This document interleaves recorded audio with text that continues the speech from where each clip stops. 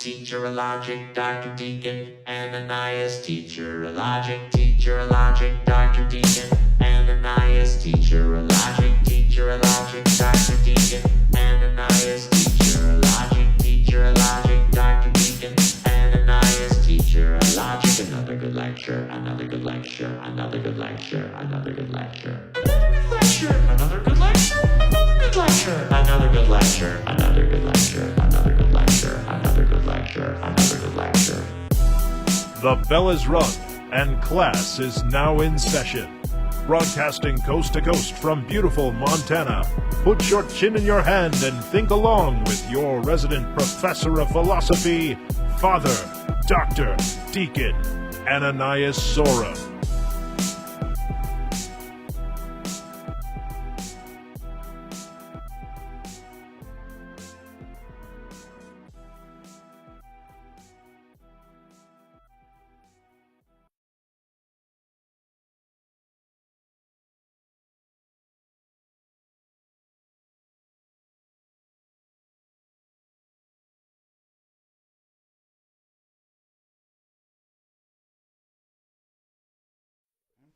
Hello, hello, hello. Welcome.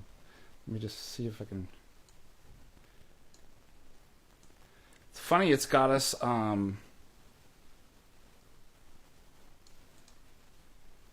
usually it's side by side on the. It'll probably change that within Zoom or the OBS setting. How's that look? Is that? It's gonna lag and I can only I know. see it once it changes here on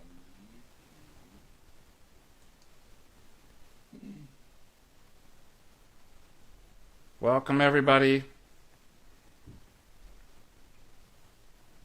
Guys, smash that like.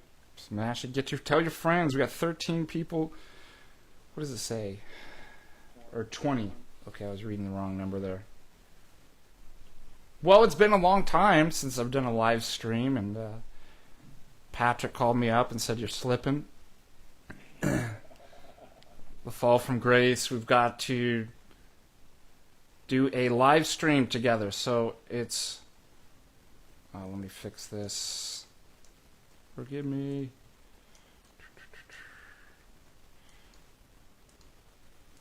So we are here, back again. There we go, I've got it fixed. How's that? That visual look bit? I know it's because we're lagging here, so I've just got to fix. About 20 to 25 seconds. There we go. There we go. Yeah, now I'm seeing it. All right. Okay. Here we go. Boomer tech problem. I need a technician to do. This is slave labor. Why do I have to? Where's Chase Mudd? Where's Chase? Chase? How is everybody? God bless you on this feast day of St. Peter and Paul. It is wonderful to be back. Yeah, Patrick and I were talking about that. We didn't do a review of the wonderful conference up here in Montana, and we wanted to share some of that with you guys. So, is Patrick's voice is low? Probably is within the streaming software. All right, how about this? Patrick's voice will not be low. I turned it up. Can you guys hear me? Check. 1, 2. 1, 2. I turned up my audio input.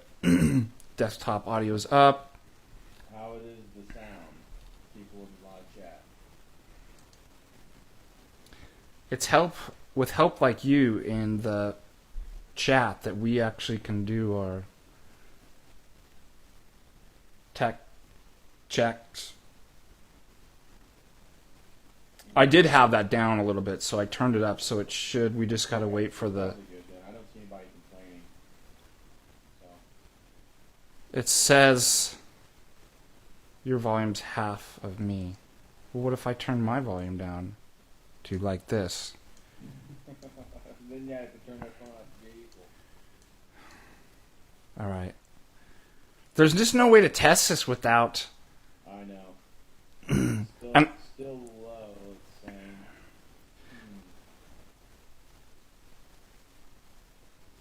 I mean, the thing is, I haven't done a live video for so long that I had to do all the settings and stuff.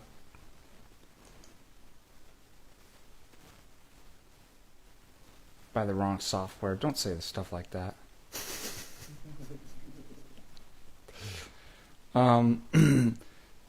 It's showing good on, let's see,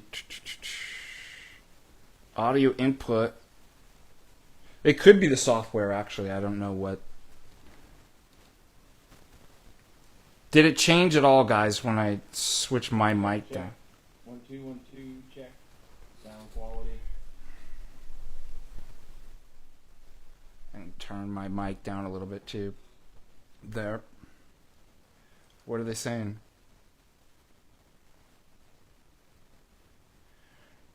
Yeah, what do you do? You're just gonna have to scream. I guess you're just gonna have to scream through the whole stream. Well, when I used to use the OBS because you have to have. I don't know if you do. Are you on a Mac right now or? A PC? No, I'm on a PC. Oh, okay, well it's a little bit different.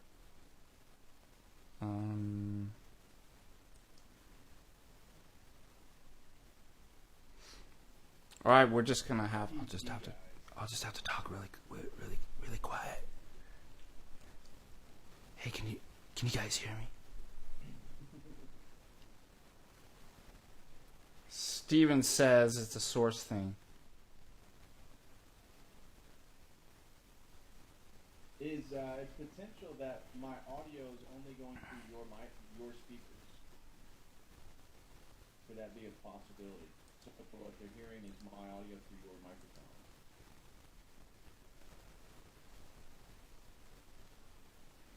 Turn up your sound and see if all of a sudden they can hear me more. Go ahead. Check 1 2 1 2. Can you guys hear me?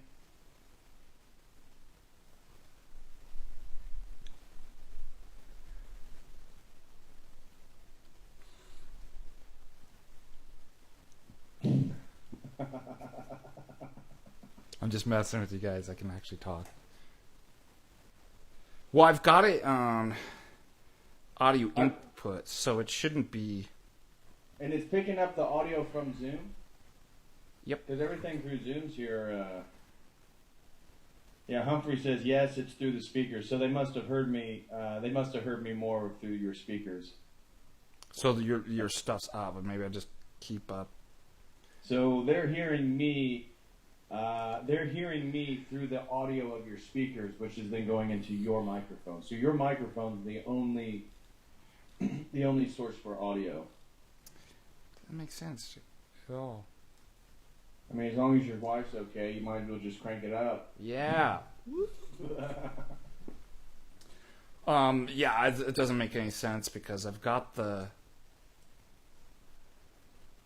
Well, with the OBS, I have to use on Mac at least.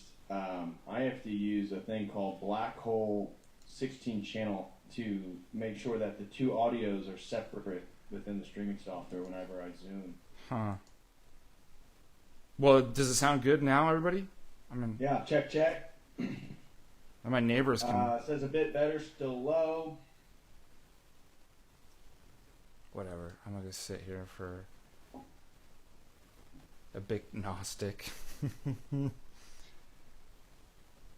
Yeah, I'm not gonna go in now and try to fix.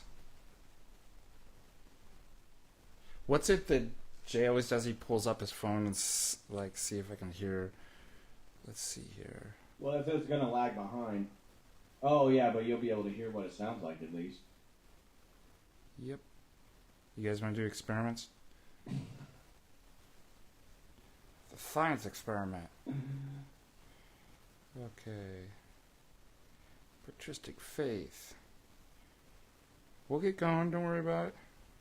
Well, at least your streak of having audio problems continues. So, I mean, it's a bit impressive. Yeah, just why quit now? Let's see here.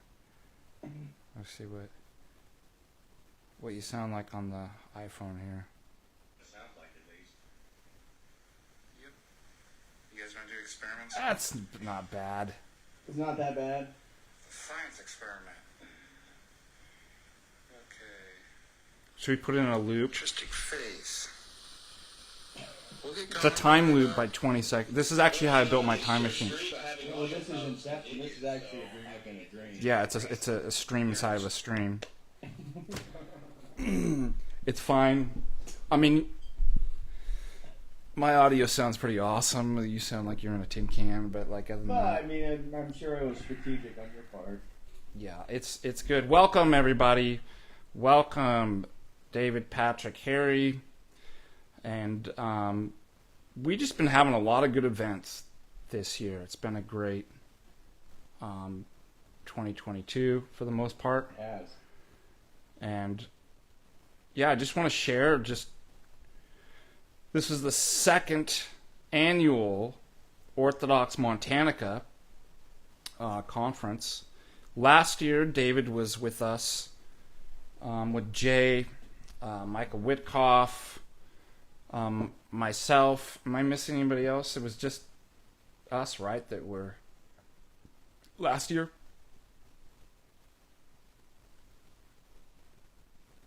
Do you remember? No, in regards to the speakers? Speakers. No, there was just us four last year, and which was kind of fun. It was the first time I met Jay, you, and Wickoff last year, and we had a lot of fun. It was smaller. This year's event was much bigger, Yep. better organized, better planned, more people helping out, so there wasn't so much pressure. I'm sure you probably felt a little bit less pressure. I don't know. How did you experience it? You put the whole event together. We had so many women helping from church, and shout out to Holy Trinity Serbian Church there in Butte. Shout out to Father Russell. Really appreciate the card you sent me. It seemed like we kind of had a home base. It was a little bit easier to navigate this year. Yeah, I mean, maybe I should give a kind of a background of how this started off. Yeah, explain it.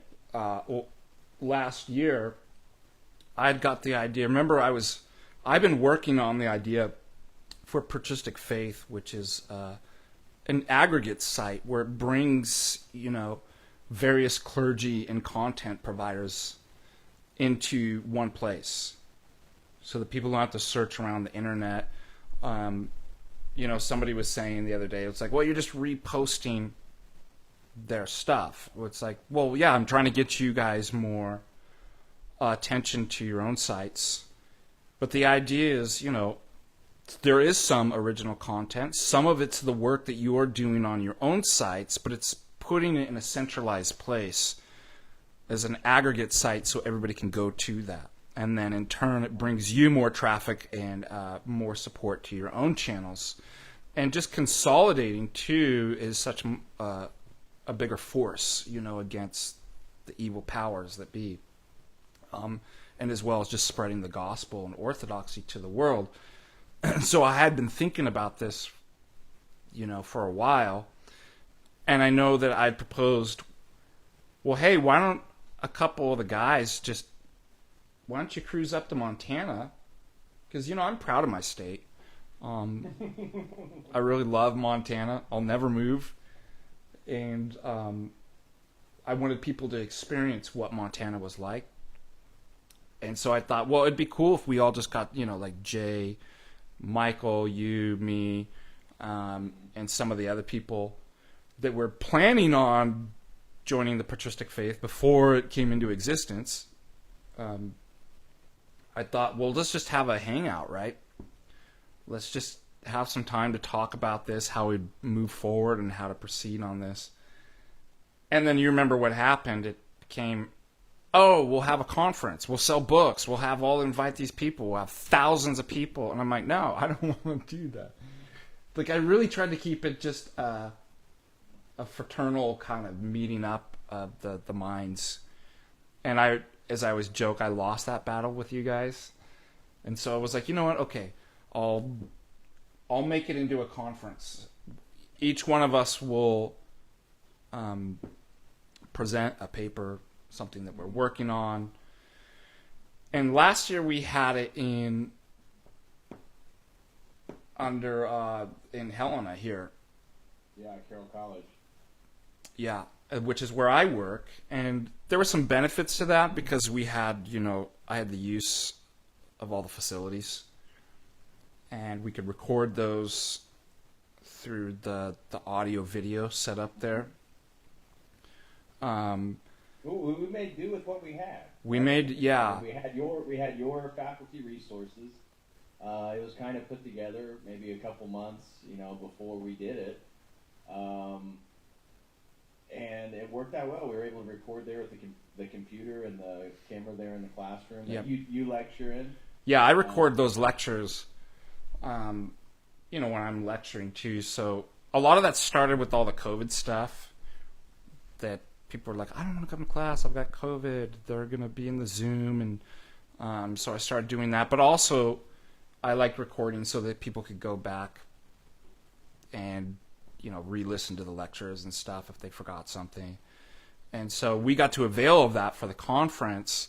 It was pretty, the hardest thing is writing up the itinerary and planning events. Now, if anybody knows anything about conferences, at least academic conferences, they don't plan the events for you. It's like, here's the speakers, right? That's it. And I wanted to kind of make something a little bit different. I wanted to make it really easy for people. That, again, because part of this was to show the potential of Montana and the potential growth of orthodoxy, or even having Montanas be kind of a template for what somebody could do in their own community and stuff like that. And so I wanted people to. It's more than just intellectual ramblings of peoples. This is relationships. So we have activities. We go places. We do things in the evening. You're meeting people, hanging out, having drinks, going to dinner, talking about theology, reflecting on maybe some of the speeches during the day. So there's more going on. It's not just when you hear conference, you think of a very sort of dry social scenario where everybody sits there and listens to a speaker ramble on and fight the urge to fall asleep about halfway through the day. Yeah, I want to see if I can find. So I could share. That's what we wanted to do if we're gonna, spill some beans for next year. I think that's what everybody, most of the feedback, everybody loves the whole thing. But it feels like once you get there, you don't have as much time. The evenings, the fellowship, be able to just have a conversation with somebody that you just met and find out similarities or backgrounds, stories. We were thinking about adding a whole additional day next year. And so the first 2 days in Montana, just purely fellowship, hanging out with other Orthodox people all around the country. I mean, that's what's cool is we're all in Montana. We're surrounded by beautiful mountains and nature. And then you're meeting people from everywhere, California, Florida, Pennsylvania. I'm in Indiana, so it's just it's more than just a conference. It's orthodoxy. It's this whole thing, whatever this online thing is, it's just in person. It's making it real life. Yep. And so, again, you go to an academic conference, they might throw in one suggestion, they might go somewhere. Typically academic conferences are 2 days of. Yeah. There's a bar usually at the end of the night one. Yeah. And so the hardest thing is to put forth all the suggestions and make all the times work, because it was just jam packed. And we had that last year a little bit like that. It was a little less organized. It's extremely stressful and difficult to actually, especially under such short notice, to plan and do all that stuff. The pessimist in me had thought something's going to fail, something's going to go wrong. And miraculously in both years, it just was a miracle that there were no hiccups whatsoever. It was a real kind of grace and blessing through all of it. And so, we wanted it this year to be associated. Each year we want to get better, right? So, and last year was a lot different. It was there were no clergy other than myself speaking. Right. And, patristic faith's kind of gone through some changes too, where it's, the levels going up of professionalism, working out the kinks and stuff like that. We're getting more and more clergy, which is great. And so Orthodox Montana was similar to that too. Last year was just like all of us, the guys. And this year, we had our keynote speaker, Metropolitan Jonah. We had Abbot Trifon. And yeah, that was really amazing. And so what I wanted to is, I wanted it in the professional quality to go up and be associated with Holy Trinity and Butte. And so with the blessing of His Grace Bishop Maxim for the conference, and then Father Russell at Holy Trinity Butte, and the parish council, it just made it, I thought, that much better. Especially because everything was there. We could do the services in the morning. We did, kind of morning abbreviated matins service. We had Vespers. We had liturgy. In fact, if you want, I could share some photos with the folks. All right, don't laugh at me. It's just on my Facebook. It's just basically Facebook. Come on. All right, let's see. Let's go to...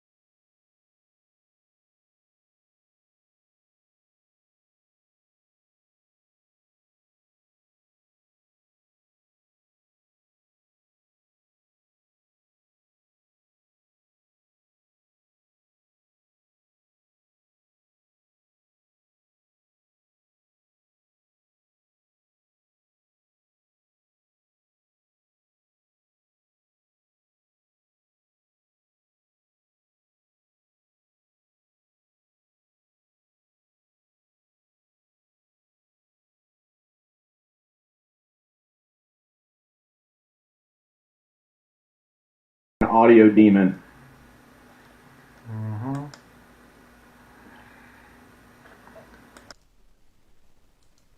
How's this? Check. Check, 1, 2, check. 1, 2. It has to work now. Yeah, as long as you're using the window capture, it should keep the same audio setting. I just added an audio input capture, and just like that, I could solve the problem. Let's Boom, see. bop, boom. Let's see if it actually does solve the problem. There's Chase Man. I can hear now. There it goes.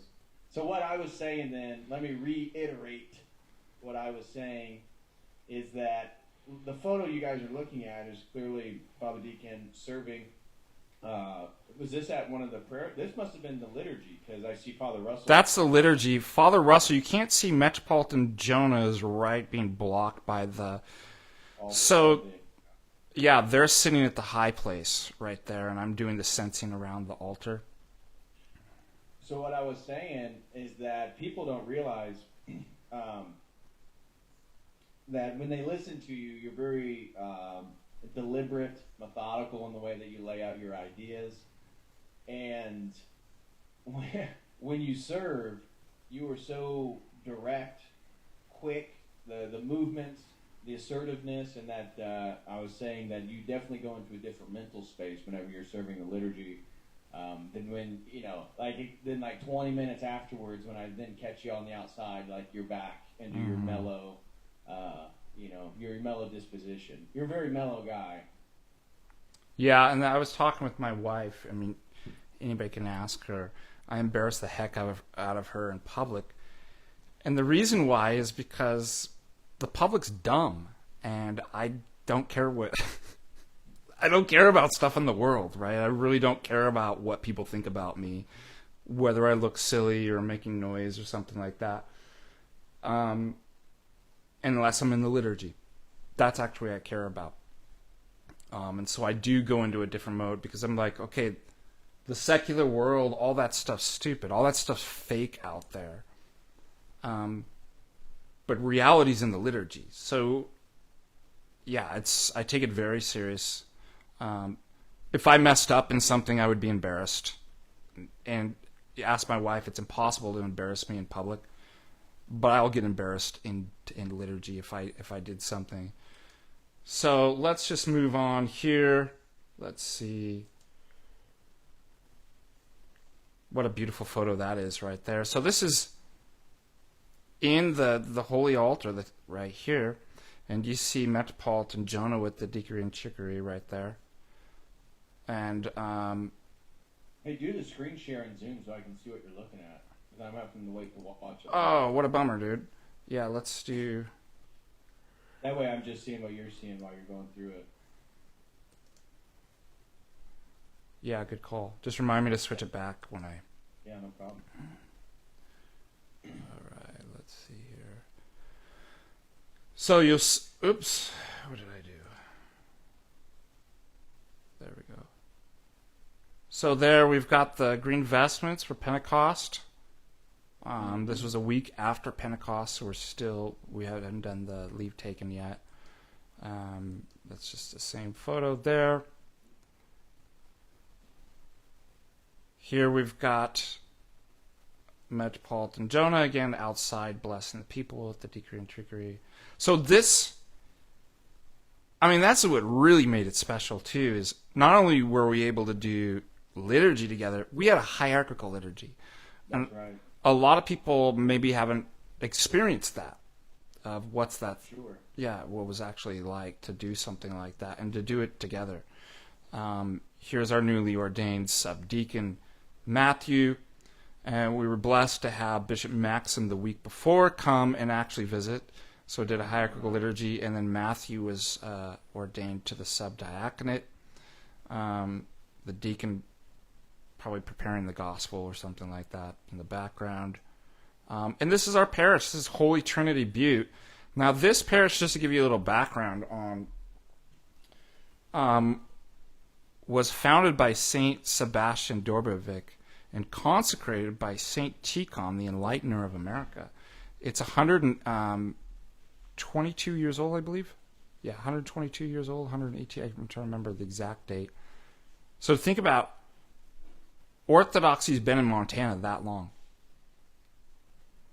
We have 3 different jurisdictions in Montana currently. We have the Serbian, the OCA, and the Greek. So if anybody was wondering, we have about 7 parishes. What a great photo this was. And this is not even all the people. So I think we had, well, in liturgy we had even more. We had 150 people. We had about 130 registered. So this was after Vespers, and everybody lined up. You know, and there's always, you know, I don't know where the rest of the people went, you know, but again, in the conference we had 130. That's probably about 80% of right there.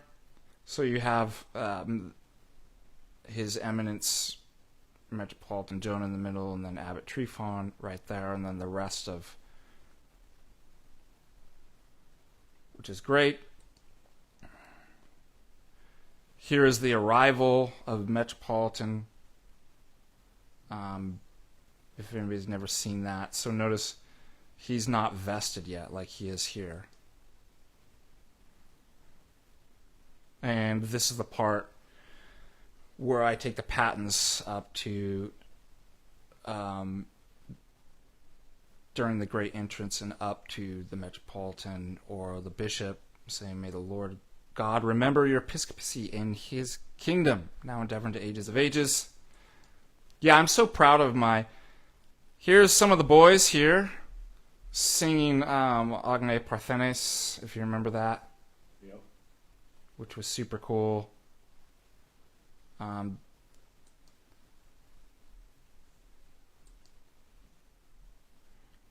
That's greeting the bishop.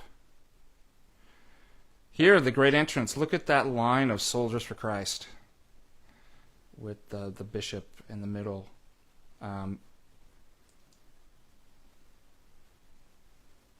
This was right after probably vesting the bishop. This is the little entrance where the deacon holds the gospel and says, "Wisdom, let us attend."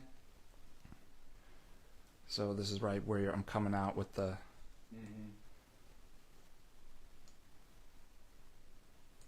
Anyways, we can come back to some of these, but I just wanted to give you...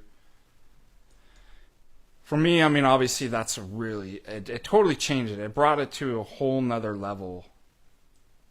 To be able to have a hierarchical liturgy, right? Okay, let me stop.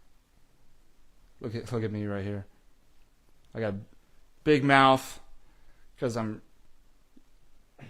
this is the vesting, so I'm saying the vesting prayers as I sense the bishop hears. And so I want to make sure everybody hears, so the reading of the gospel. This was really cool. This is Father Panagiotos. And Father Panagiotos is from in Kalispell.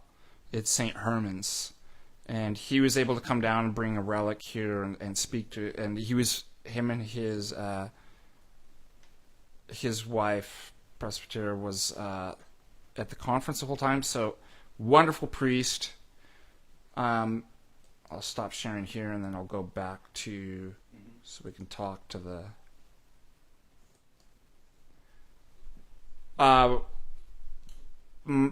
as far as, like criticisms of the conference that I can mount, I would say, or things that I wished we had more clergy, because that made it so special, didn't it? We didn't have that last year. No. Father Russell did come down one night and joined us for dinner and conversation. And, there was a lot of clergy that were planning on actually coming this year, more than... Yeah, and, clerical life, things change, things come up.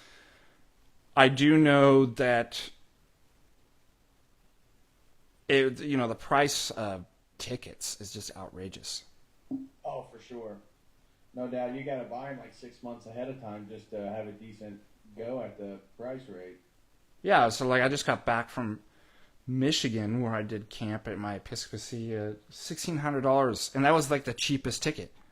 The tickets were $2,100 to $3,100. In part, it's hard getting into in and out of Helena. There's no direct flight, so maybe that increases the cost a little bit. You have to go from Denver. Yeah, if you go. United, the connection is in Denver, which I can't stand Denver Airport. Yeah. Well, it's a demonic airport. Yeah, exactly. Oh, surprised. No wonder I don't like the...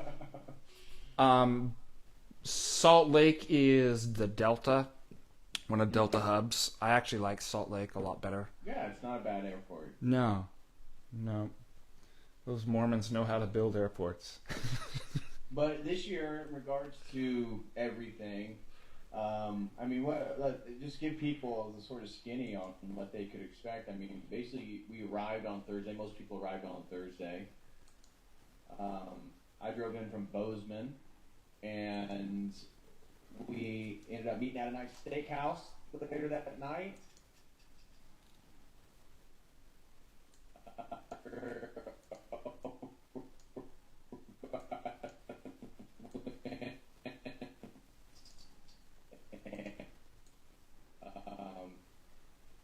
We went to this. Oh yeah. That's where we went. We went to the Speakeasy afterwards, and then we went to another place after that. But it was a lot of fun. It's just you're just so many people are coming in. The conference technically wasn't until Friday, Saturday, Sunday, so it's a 3-day thing. But let's go back to what you said. Yeah, that I like that idea. Like a Wednesday, Thursday is a relaxed period. So there's a couple of days where we're all getting into Montana, meeting up, seeing each other. Maybe we're still doing prayer service if it's in Butte again. Maybe Absolutely. we can still go to the church, do stuff. But then the Friday, Saturday, Sunday will be the conference. Yeah. And the Wednesday, Thursday will be fellowship and meeting people, meeting clergy, meeting the speakers, meeting everybody. And what that would allow too, we could actually do some day trips and go different places in Montana, because we didn't get a chance to kind of go. I didn't get to take you out mining for gold to reimburse everybody for their. Yeah, a little upset about that. I wonder if people got to see the Berkeley pit. The Berkeley pit's like the largest mine in like North America. But outings to some of the different places like Anaconda, or even going to, like, Helena's still got a lot of cool stuff. It's and some of the different cities. If we did a day like that, where I'm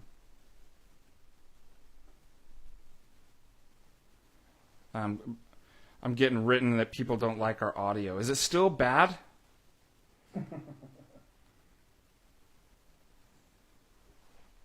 Yeah, notorious audio problems for... I don't know how to fix it, though. Like, it's got an audio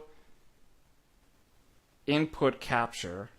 Well, sometimes mine starts to robot, and I have to mute the audio from Zoom and then just turn it back on. Usually that does it for me. Or change the speaker and then change it back. They're saying I sound pretty muffled. I assume that if you moved your microphone somewhat closer to a speaker, it would sound more like the audio would sound more similar, like we're both. How's this? Yeah, because your distance from the microphone and me coming through the speaker is going to sound a little bit similar. Just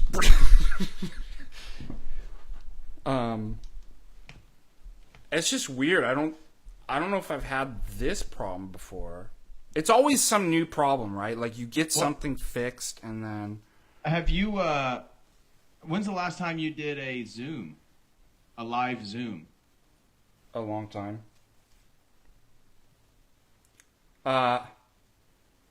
Sounds better. I'm getting my IT guy. It's because I'm coming through your speaker, so is that... Because that's what I used to have to do for the longest time, is when I did Zoom... I would speak in the microphone, then I'd put the microphone next to the speaker while the other person spoke, and then I'd bring it back to speak. Yeah, look at this. Now, as things improve... It's double speak. COTEL double speak. Yeah, that's cool. What does that mean? What were some of the more memorable events, then, for you of this one? I have one in particular that is sort of the standalone high event for me, but I'm curious what yours is before I describe it. I was going to say, like a low or a high, because my low was at that steakhouse when I asked for that lady to make me a drink. I still have PTSD from that old fashioned. Oh, you're talking about at the old bar, the 70s looking bar? No, the steakhouse. The first night that we. First night. Oh, you were at the other table. I was on the So I was like, well, having old fashioned. I'm just a lowly laity. I don't get to sit at the table with bishops and abbots and kings and priests and royalty. This lady came back and like I ordered an I like old fashions, and it came back and it was like really dark, and I was like, did I get a wrong drink? It was so awful. I was like, and I was trying to figure out what had went wrong. It was going through my mind that Michael, she probably forgot the simple syrup, so I had her bring out a whole thing of simple syrup, and I dumped the whole thing in there, and I still couldn't fix it. And I'm like, I know what she did wrong. She poured when you mix, this is mixology class for when you make an old fashioned, or you put 1 or 2 tiny drops of bitters in there. Like, that's it. She must have been like on the... And it's like there's no way to recover from. So it's just like, I don't know, like what I could describe it as, like how nasty, bitter, like sock taste, like sweaty sock or something. And I still can taste it in my, like, I'm surprised I'll ever be able to drink an old fashioned ever again in my life. So that was my memorable experience of low. Yeah, what was your high? So we'll leave the lows out. Look, Okay, that's not bad though. That's I'm trying to think. as bad as it got. Like, that's okay. Yeah, my high came on the Saturday, and it was during Abbot Trefon's speech, and everybody here is going to be familiar with Abbot Trefon, and he was up to his, he was having a wonderful speech, his usual presentation, really, really excited, and then at one point he sort of glances and glares out at the audience and says, my first thought when I saw all you young men here the other day, and everybody's kind of dead silent, waiting for, this wise elder to drop some wisdom on us, and he said, you soy boys aren't going to make it.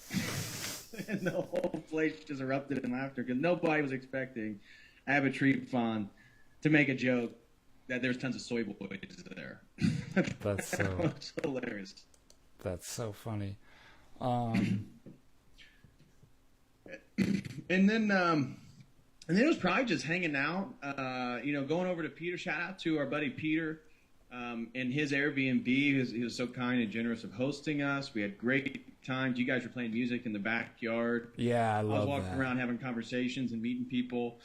Had a great time. Then going back to my Airbnb, shout out to Nick Offinger, and we had a hot tub. So then we would just sit in the hot tub and stare at the stars after everybody That's crazy. left. So that was a great time. So we were even talking, we may just get the same, if we're going to be in Butte next year, we'll get the same Airbnb right there downtown Butte and have that nice little hot tub.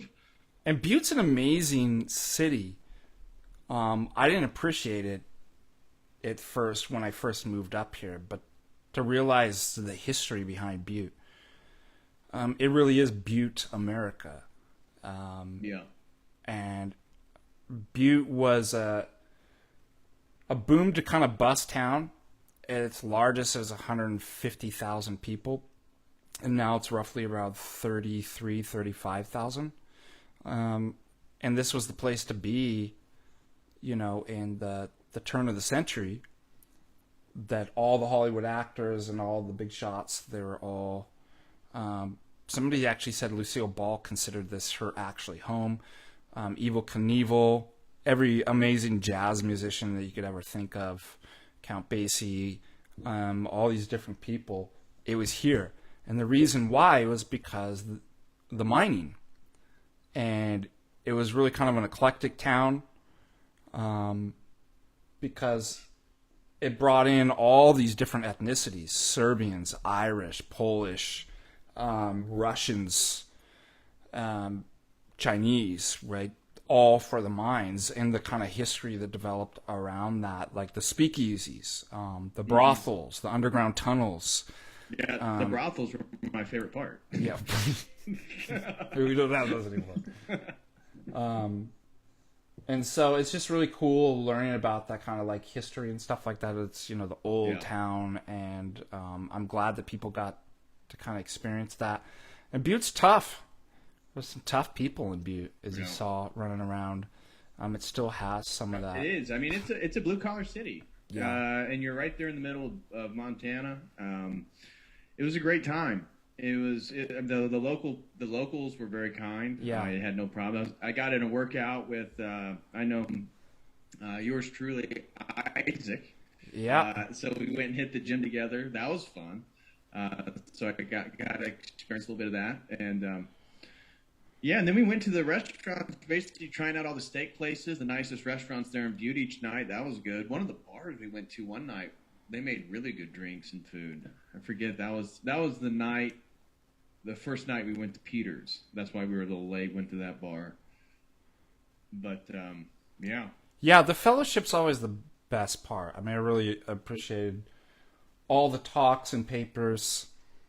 But, what maybe I should take a little time to talk about what this conference was actually about. Mm-hmm.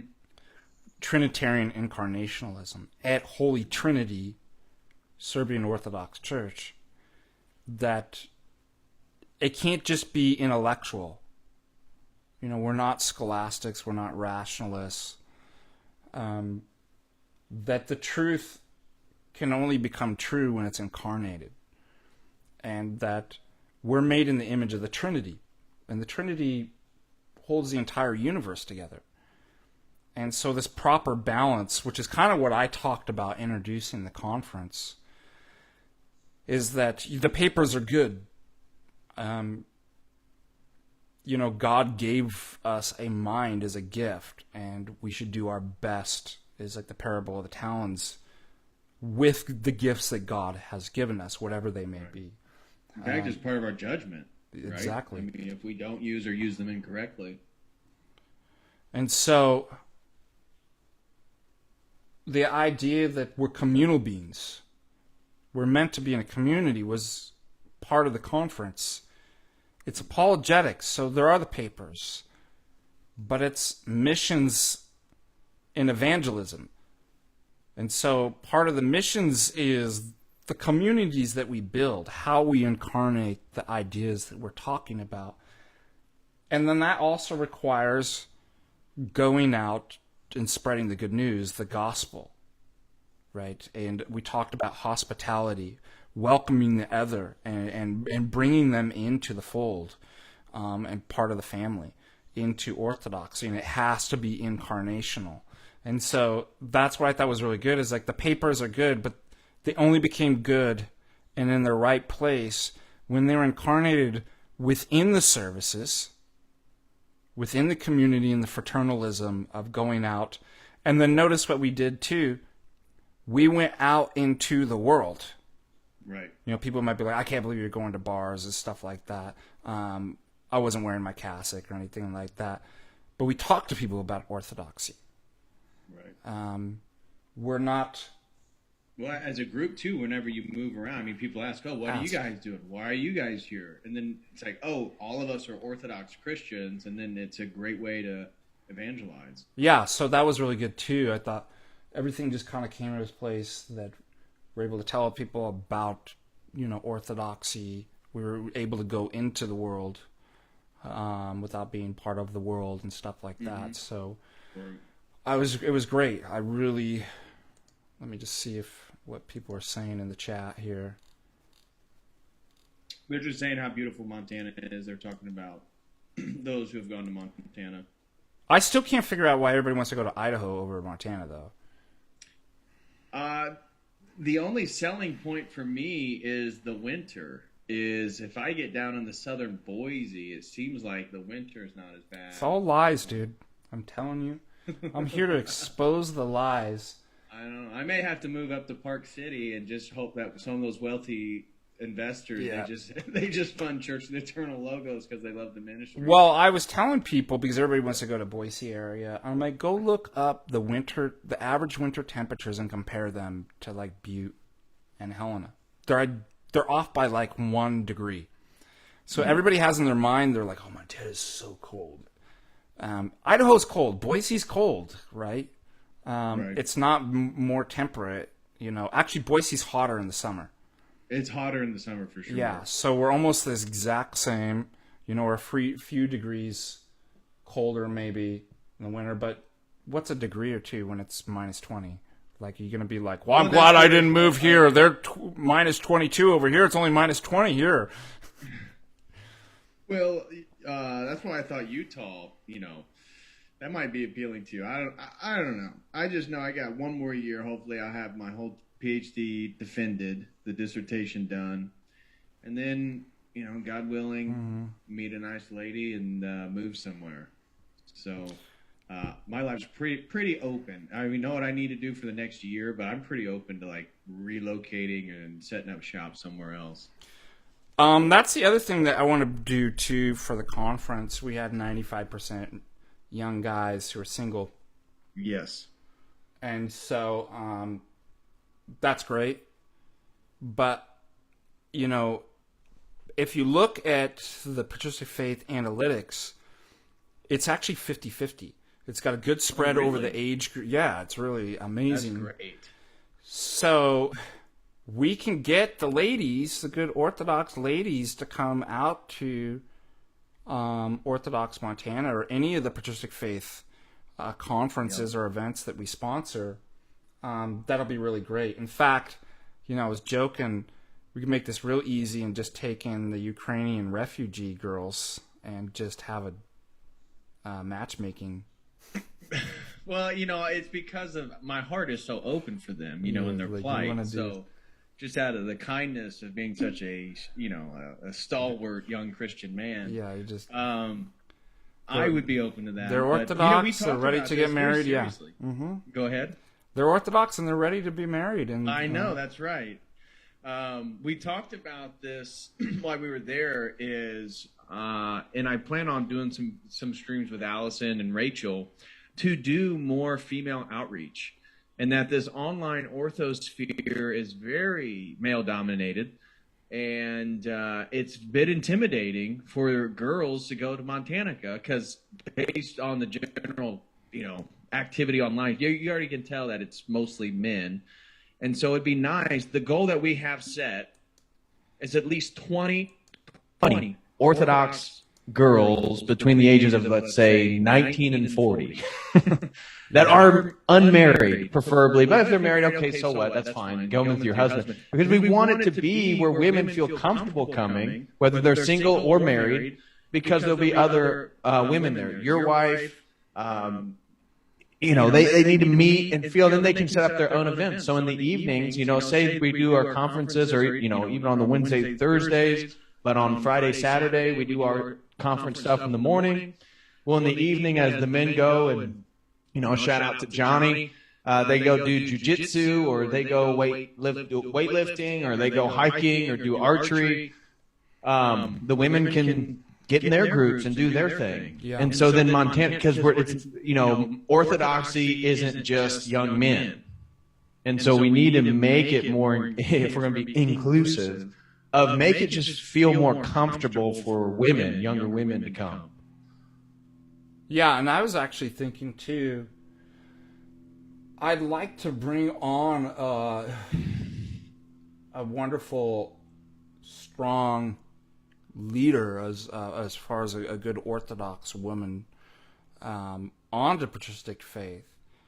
But that's actually hard to find. Unfortunately, the strong women are often very liberal, not the type of people that you'd want on there. I think I have an idea of a Presbyteria Priortessa Papadia that would be great for bringing on. I haven't contacted her yet, but that's what we need. We need somebody that can really reach out to the young ladies and the women too, because patristic faith's not, as you'll notice, it's not just all, heady intellectual stuff too. There's a lot of pastoral stuff. It's supposed to be, all the different gifts and varieties in Orthodoxy. So the one thing that I have left is to really hone in on is helping the women out there. Yeah. And we need a good role model, somebody you can speak to.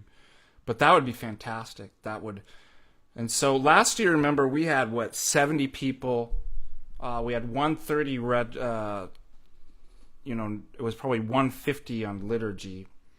It's going to be bigger. We're going to actually think about getting another venue just to have.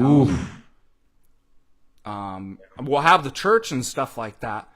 Yes. But you saw I wonder if I can put up the pictures of what it looked like in it was absolutely packed. We couldn't get any more into. No, it was pretty full. The fellowship hall that we were in. And when I talked with Father Russell, he was quite in favor of potentially, getting more people, finding another venue. Of course, making the church our sort of home base there. But shoot, I mean, who knows? Montana could be. This year was what, 125 was the ticket number or something, and then next year if we find another venue, we'll up the number. We're going to up the price of the tickets. We're adding another day. This is becoming a more solidified event because we want Montana to be an experience. We want to keep this thing going for the next 5, 10, 20 years where maybe people say, oh, you know what, I haven't been to Montana in the last 3 or 4 years. Maybe we should probably go this year. And then you go, and then you meet similar faces, people you knew, new people that you didn't know, and you're bringing your orthodoxy and what we do here online from all over the world, all over the United States, and it becomes real for about 4 days. Let me just show you. Let's go to the...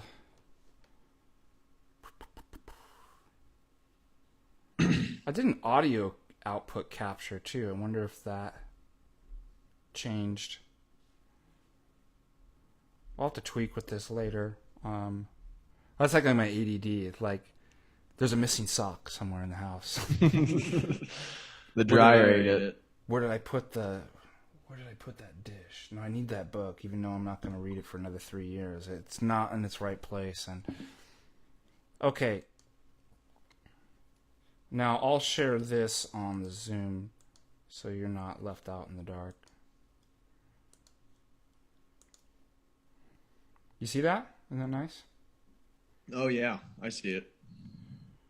So,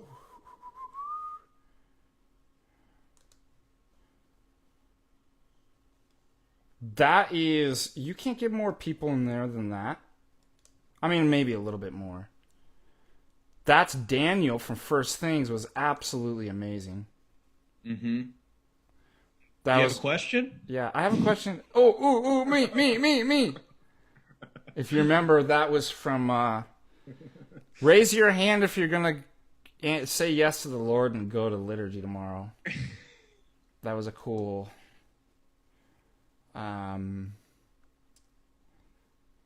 They're just kicking off the conference.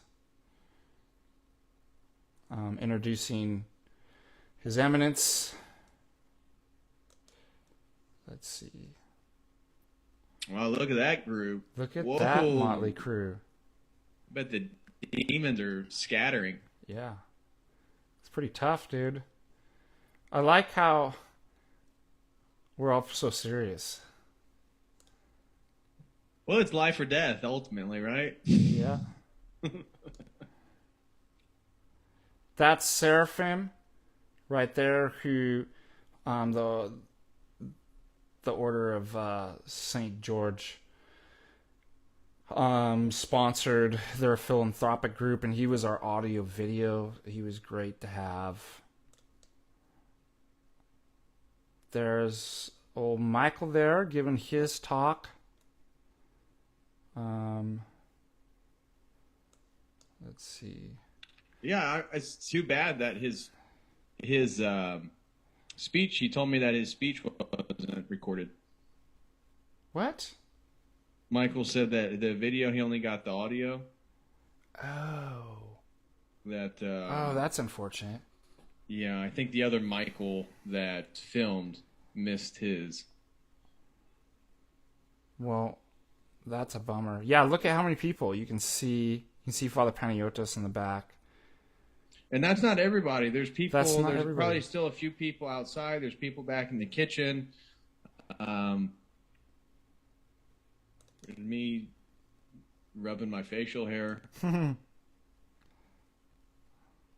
Metropolitan. His was great. Mm-hmm.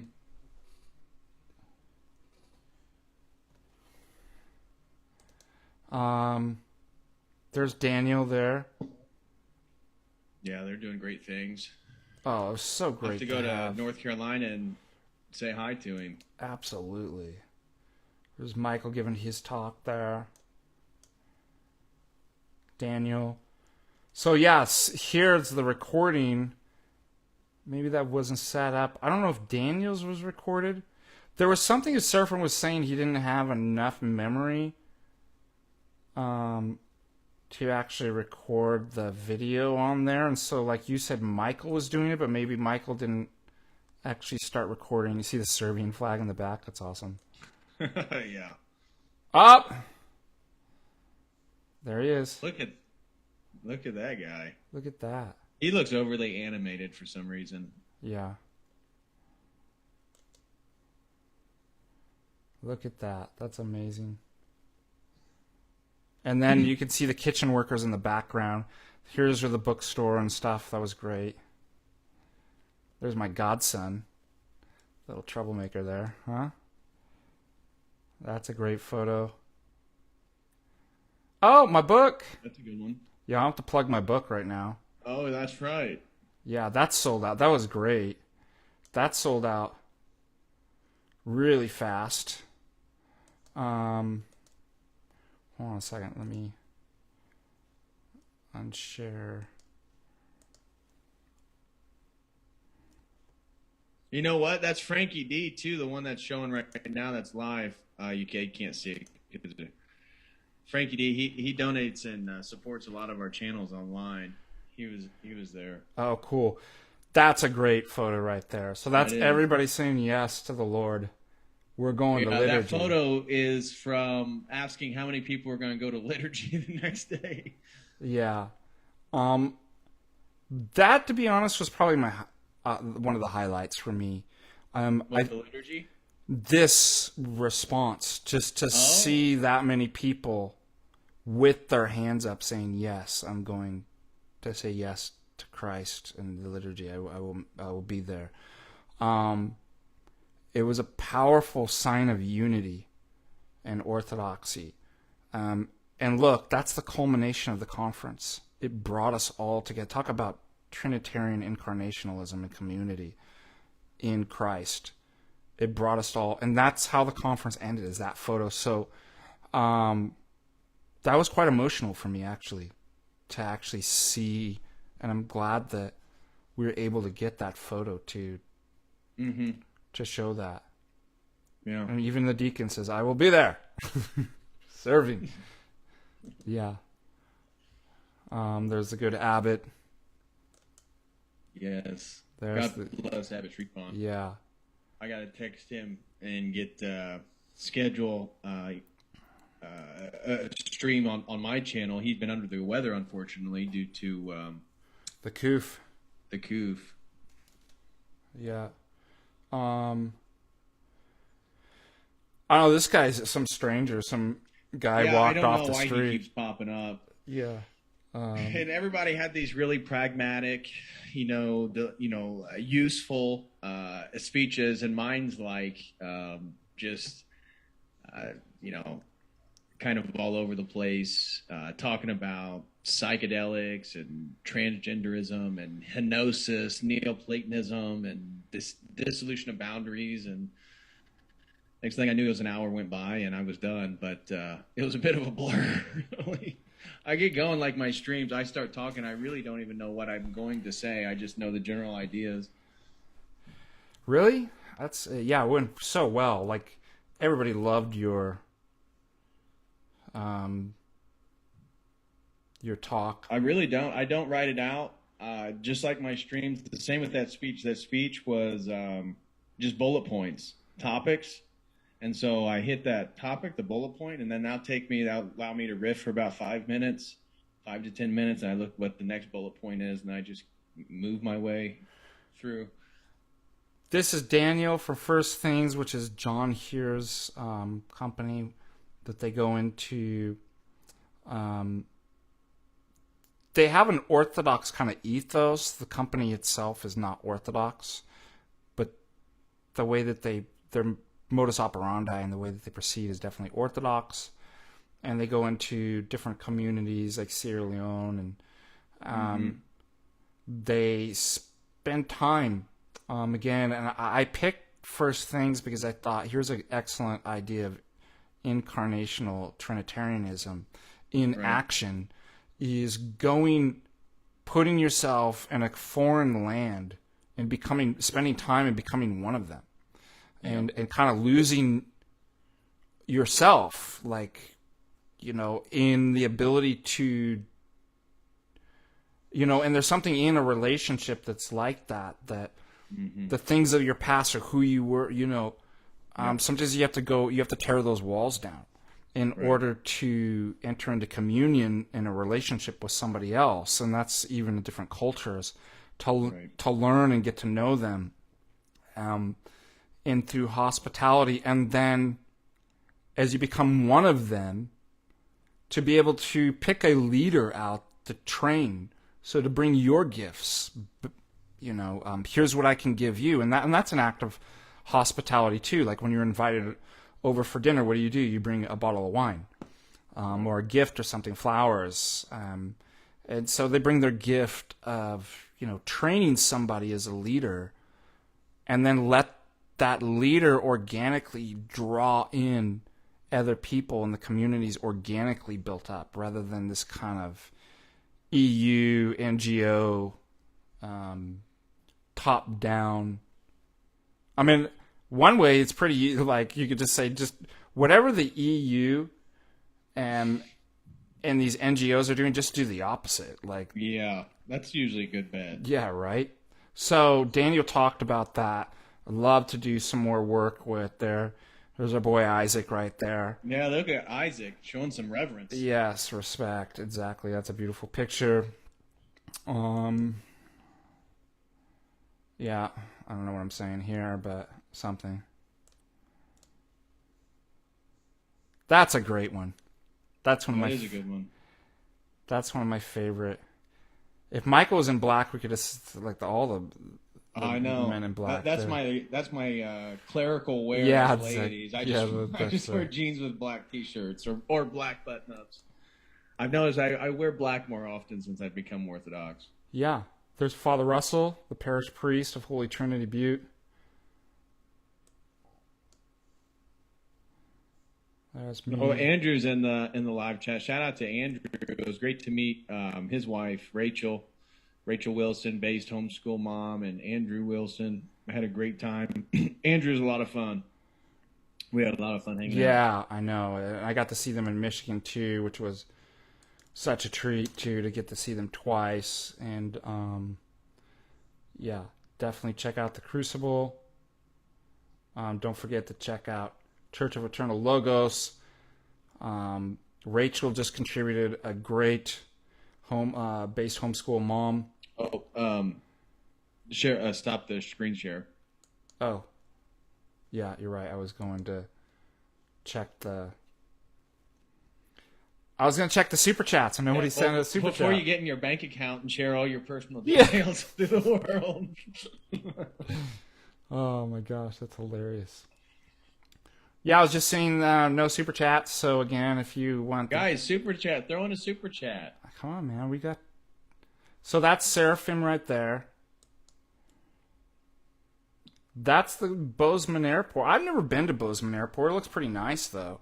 That's It's real simple. I liked it. There's only a handful of terminals, just like Helena, but it's just in and out, both when you arrive and when you leave. So it was really easy. yeah. There we go. Now we're back to normal. Are we back to normal now? Yeah. Guys, somebody throw in a super chat. Are you demonetized on YouTube? No, but I shut it off though. I forget why I did that, because I don't want people to send. You send it through Streamlabs. You can, but maybe there's somebody that's just dying that they got their PayPal already hooked up here to YouTube. I leave my YouTube up. I mean, maybe just because I'm not as principled as you are. I mean, you're being Father Deacon Dr. Ananias. I'm sure you're taking a stand for the people, fighting back against these evil corporations like YouTube. Yep. So I just shut her down. I didn't. I don't think after I started doing Streamlabs, I don't think I had anybody ever give me a super chat through. Well, turn it on. You should be, if you go into your stream right now, like the studio, click edit, go down to monetization, and turn it on, and Yeah, don't ever. Like somebody mentioned that you don't even have the money button because some. Andrew. Don't ever tell me what to do. Okay. Hold on a second. I hope you guys know I'm joking. Like, oh my gosh, that deacon's so mean. Yeah, Andrew's saying I'm echoing now. I have no idea. I'm coming through Father Deacon's speakers. He's coming through my mind. Yeah. Well, when I logged on here, he was reading on the computer, and so I told him I was the voice of his conscience. Where is it? Oh, monetization. Okay. Monetization on. Now, guys, help me out. Should I do overlay ads, sponsored cards, skippable video ads? I'm just going to save it. I'm not going to mess around with this. Here, just click save. Just turn it on. Click save. It's on. Okay, let me make sure you hit the save because I just refreshed it and it wasn't up yet. Yeah, it's not up. Now it'd be good time to it's saying I'm echoing. I don't know. What if I'm going to turn you off. Let's see if this, now speak. Speak. Testing, 1, 2, 3. Can anybody hear? Check. 1, 2, 1, 2. Somebody says I sound better than before now. Okay, I know what. So I'm not playing you through my speakers, huh? I'm streaming you through my mind. Wow, bro. This must be a gift from the Lord. Is that amazing? Well, I added that. Now everybody's saying the audio's fixed. What the heck do you do? I told you, dude. You had to screw it up the whole time until the stream's almost over. Then you're like, oh, yeah, I just got to do this. I'm just testing your patience, guys. I added audio output capture. Yes. And then I turned down the speakers because that echoes the feedback. Uh-huh. And then what I did is I did a modal argument. And then I did basically a disjunctive syllogism. I computed all the possible truth values. And then I did my own kind of hadron particle collider with my Zevia in here. So this is actually, I know this looks like a normal drink, but it's actually a CERN, cream CERN soda, Zevia. And I made a time machine, and I went back and I fixed the stream. There you go. Well, you got to read this book. You read this one? No. Technosis. No. Myth, Magic, Mysticism, and the Age of Information. Now, this Hey, person, that guy's got his Eric name Davis, spelled like me, like a Norwegian E-R-I-K. he's very much in favor of all this stuff, but that's what I was wanting to do a stream on, talking about your Gnostic scientism. And he views the sort of existential impulse of all these technologies to divinize ourselves as obviously consistent with the history of magic. Now, he's in favor of all this stuff. Technology and the life world. I don't have that one. From the garden to earth. Have you already read this? Some of it. Is it worthy? Yeah, it's like a classic philosophical. Okay, well, let me see. It was from Technology in the life world. Okay. Also, I'm going to plug my book. This is now on, look at this. See, this is Trinitarianism. Right there. Now you can get this, and it's not just on Amazon. You can actually get this on Uncut Mountain Press, Father Peter Here's publishing, which I would recommend getting through his, so you don't have to give Amazon any of your money. Hey, who is the author of that Technology in the Life World? Don Ihde. Don Ihde. I can't find it. It's not on Amazon. Oh, weird. I know. Indiana University Press, dude. Whoa. Right there. Let me see where the heck this thing is. Bloomington and Indianapolis, man. You might as well. Oh, there it is. Now I found it on Amazon. I hate giving Bezos money, but He's a leading professor of philosophy and dean of humanities and fine arts at the State University of New York in Stony Brook. His numerous publications include Technics in Praxis, Existential Techniques, Sense and Significance, Experimental Phenomenology. ooh, Technology in the Life World. I like this. Explores some of the most crucial issues relating to the role of technology in daily life in the contemporary multicultural world.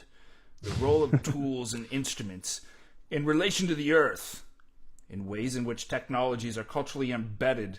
So a lot of this stuff is like he's probably pulling from some Heidegger stuff too.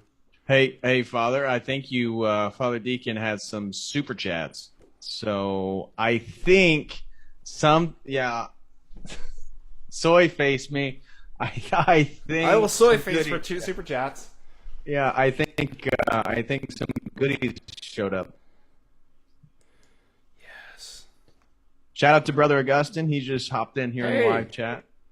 We're just talking about you, man. We put up all your radical photos, dude. I shouldn't use that word. I was like thinking 80s, right? And people were gonna be Right. like, "Oh, I knew it, radical." We've got Simon the Zealot donates $10. God bless you guys. I look forward to attending again and Nice. hopefully helping somehow. Well, praise God. Yeah, thank you. I'm praying for this to grow and attract more young male and female. Good one. That you Yes, added. and female. We need Yes. more women with these men so that they become one flesh. That's what we need.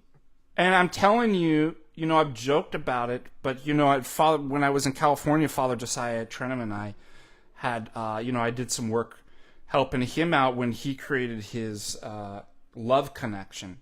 And it was a lot easier in Southern California to get the young people to meet and stuff because it's just so heavily populated in so many parishes.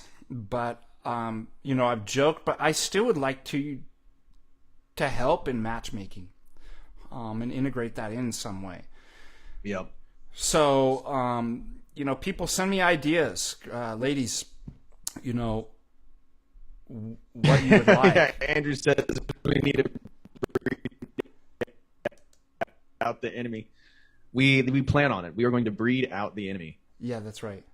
Exactly. It's a great... I mean, long term, it's in our favor. It's like if we can get through the short term trials of the global forces at hand that are trying to bankrupt us and kill us, then with the grace of God, things are on the up and up. Yeah. There's always hope. There Ladies and is. gentlemen, we are Christians. And they lose in the long run, too. Yeah. Ultimate long run, they've already lost. Yeah, they're done. Let's see. We have another super chat from Yes. $5 from BPF super chat. Train. Hey. Let's go, boys. Thank There you go. That's Andrew. Yep. Shout out to Andrew, Rachel. Yeah, send a Praying super for- chat. Ask me or Patrick any questions. Ask Yes, AMA. Ask us anything. Ask Father Deacon how his Memorial Day went this year. Yeah, we gotta I'm afraid to upload that video of me falling and hurting. I charged it though, You did. You did. I appreciate it. I had mastered every sport: surfing, skiing, snowboarding, but except for skimboarding. And I was like, I got this. And I didn't have it. I went. I didn't realize how hard it was. Really hard. I was talking to my buddy. He's like, "Oh man," he's like, "Yeah, you got to do that. You got to fall He's like, "You'd have to spend 3 hours doing that before you probably actually got a Yeah. ride on." My hands just barely, but once in a while I'll do something that I can feel it hurts Well, maybe next year, with a little bit more liquid courage, I may try a little skimboarding myself. Yeah. Well, I wanted the surfboard, I wanted to show you guys my. I want to see your surfing skills. Yeah, they're. I'm not.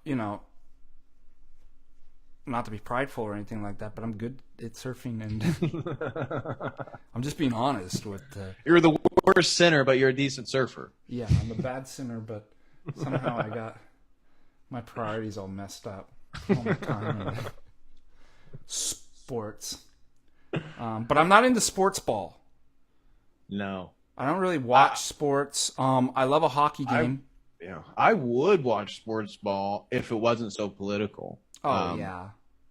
I can't anymore. I used to enjoy like the college sports, basketball, football. Just as a kid, I grew up. That was always like my dad. That was like the thing that we did. We watched games together. I can't anymore. Especially once the COOF started in 2020 and the whole masks, like they wore masks, but it's okay to play football. I mean, it's like, what are we doing? I can't participate. So that's. Sorry, I went on a tangent there. I'm That's used to it. Technology and Life World. I'm trying to think if I have some other good books. You guys like share and tell with the books? We're on the theme of technology. Yes. Yeah. Well, we got to do a stream over on my channel one of these days on Gnostic scientism. And talk about the philosophy, the presuppositions, science, politics, and science, politics, and Gnosticism. Let me look that one up. That one is only, it's a great read. It will change your life. It's only, 80 pages. I'll also suggest. Oh, that's a cheap book. I get a new one for $12. Look, I got Science, Faith, and Society.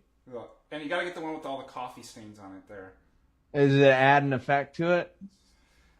That's Michael Polanyi. He's really good. That's a great. I'm really interested in anything that deals with the blending of spirituality and religion, and then like 21st century technology or 20th century, 21st century technology. And then you and I talked about too.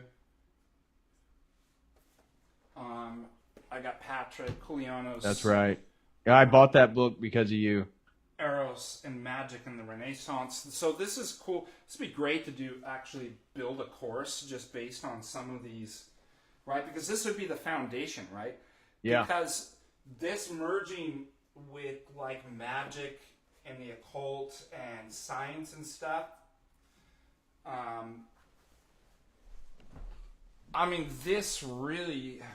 the seeds are laid way earlier, as you know, you're doing your PhD on. But a lot of this just booms right in the Renaissance. Yeah. Tarot cards are made in the Renaissance. Well, I would argue, and I'm sure you'd probably agree, just hearing you talk about modernism, is the Renaissance is a total shift in the presuppositions of Western Europe society and, alters religious theological thinking. And so the existentialism of Hermetic magical, apotheosis, I think is totally consistent and present throughout the rest of scientific I got to history. read another super chat here. Uh-oh. Not we got? Chase Mudd donated $1 and says, oh, it's refreshing. I love the Patristic Faith brand. Who helps you? They're amazing. That is, I got to give out a shout out to Chase Mudd. Give him some love. Yeah, exactly. I wouldn't be able to do it without him, and your super chats help me pay him. So, there are people out there that, can get critical of what come COTEL and these different people, what come they got to do, collect money in super chats. Well, because we've got to feed ourselves, right? We've got to support our families and stuff like that. And so when you do work, you can ask for a donation, right? And so it helps. Most of the stuff for like Patrick and myself, it's just reinvested You know, It really is, yeah. it's I bet. reinvested to pay people like Chase Mudd to keep up our, our websites. It costs money to a monthly subscription to, run your website and stuff like that. So nobody's getting rich off this stuff. No, that's definitely not the case. It's I don't know. just Maybe to when I get to the- reinvest. Yeah, when I get to the celeb level of Dyer, maybe. Yeah. But I'm just a lowly little internet grunt that makes streams for people who are Orthodox. Yeah. But what I was saying is that would be awesome to make build a little course about magic, science, and technocracy and Gnosticism. And I wanted to go into stuff about I know that you'd brought up in your talk about AI too and transhumanism because I spent a lot of time with your man up at the Dominican School of Theology and Philosophy, who was at Berkeley. John Searle. I wrote my Yep. PhD thesis on this dude. Yes. And even though my thesis, it's like all these books are just ready at hand, for some reason. It's weird. My thesis advisor, James O'Shea, who wrote on Wilfrid Sellers, he was actually more like a functionalist. And AI comes out of black box functionalism and logical and methodological behaviorism and stuff like this. And that makes possible the whole kind of at least philosophical enterprise of artificial intelligence. And so doing a PhD on the philosophy of mind and stuff like that, I had to get into that. And I appreciate John Searle. I still think he has one of the strongest arguments against I do too. artificial intelligence that it could ever. I do too. And we were talking about the conference, at that time somebody just come out and said that they had actually, what was it? Well, the Google whistleblower who helped write their AI, he said it's become sentient. Yeah, it's impossible. Yeah.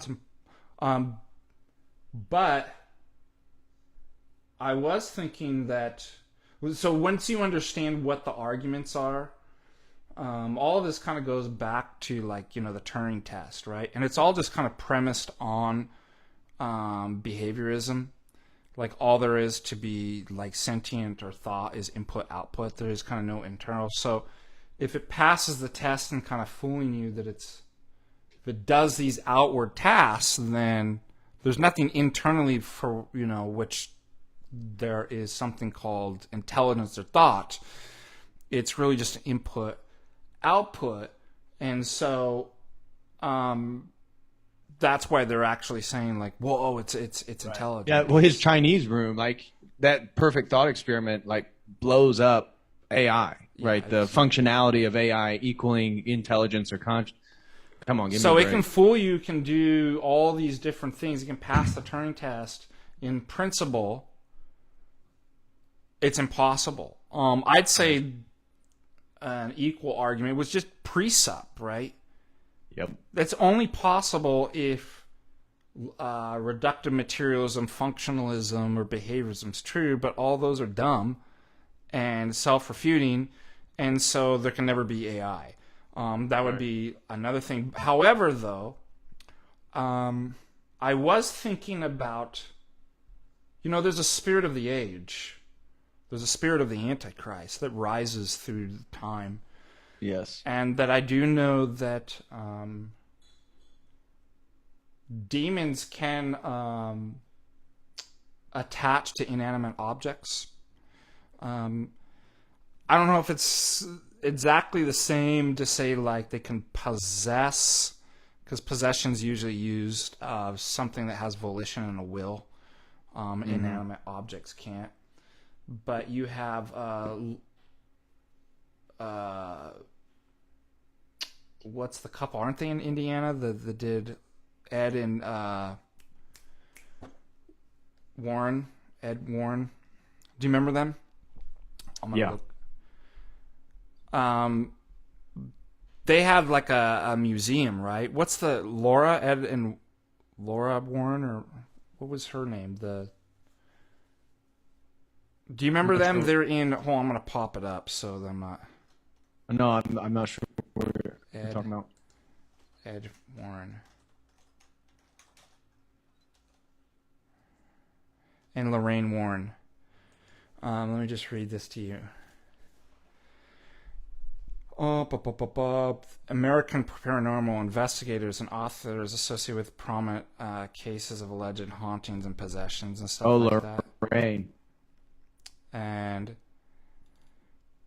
the one that I was thinking about, the notable investigation, and they were like, they're Roman Catholic, actually. Annabelle, the Raggedy Ann creeper doll. Which is so funny that it was like, so in one of the parishes here, the door underneath was like open for and one of the kids was like, "Oh look, there's a bunch of creepy dolls down there." I was like, I thought it was so funny that the girl said she was being humorous and stuff like that. But okay, so sorry, going on the tangent here. In 1968, and you can read up about this. There are two roommates that claimed that their Raggedy Ann doll was possessed by a spirit of a young girl named Annabelle Higgins, and the Warrens took the doll, and they have it on display in like their museum and stuff like that. And so, if you read the story, it kind of seems like it seems pretty legit. Like there was some type of demonic activity. So, certainly demons can, attach to objects and do stuff. And so I was thinking about that. I was actually thinking about the Raggedy Ann doll story of Annabelle. And I was like, well, if they can do that, then what's to say that they can't actually attach and possess the kind of overall internet, what's going on. Right. Well, that is my general theory that I believe, and I told this when we were in California together, told it to every priest besides Trenum, and then mentioned it again in Montana, that I don't see where the Antichrist being an inversion of Christ, Christ being fully God, entering into humanity, being fully man, where the Antichrist wouldn't be a man who then becomes fully machine through this sort of transhumanist movement, and that's why we're going to worship him as a god, and that technology itself and its interconnection is going to be inhabited by the evil one. Yeah. And it gives him this sort of omnipotence, omnipresence, and omniscience that he doesn't actually have, but within the constraints of the global reset, he will have those through the 5G satellites and the technology. Yeah, and so, one way to think about this is, in some sense it'll be an illusion because you can't ever have an AI be conscious or something like that. However, suppose this story here. Suppose I'm upset with my neighbor over here and I'm a hacker. Now everything's linked up, right? I've got this thing called Nest. Have you heard about this? Mm-mm. It's like a home device, and you can basically, from anywhere in the world, I can adjust my temperature. It's supposed to be a smart, so it's learning. So yeah. AI, right? It's learning what you like and what the different temperatures are, and then adjusts, right? And then you can, and this is just hooked up. You can be hooked up to your PC. I can access it anywhere in the world. You've got the Ring doorbells, right? Yep. You've got smart homes can be all hooked up. Now, suppose I'm a hacker and I get in. I hack into my neighbor because he's really making me upset. They're too noisy over there. And I'm going to teach him a lesson.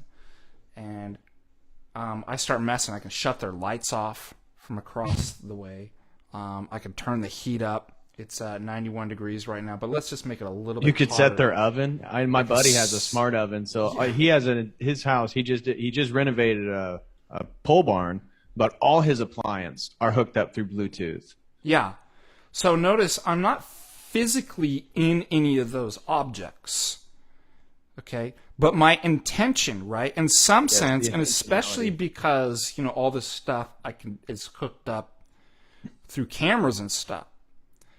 I can make myself present while actually being physically present here. So in some sense, I can actually say, I've taken full possession of his house. Right? Yeah. Without actually being in those things. And I've done that. I mean, this is a hypothetical. I'm not really doing it. But I could do that through technology and information, which, interesting enough, is all messages, right? Angelos, messengers, right? If that's possible for me, a finite, human being, what's to say that, an angelic being who's also finite, but is so much more intelligent and has so many powers, couldn't actually do that stuff with the Internet of Things. Mm-hmm. No, And then I give think they can, yeah. And then give the appearance, being a single entity in a single spot, or like you said, omnipresence, right?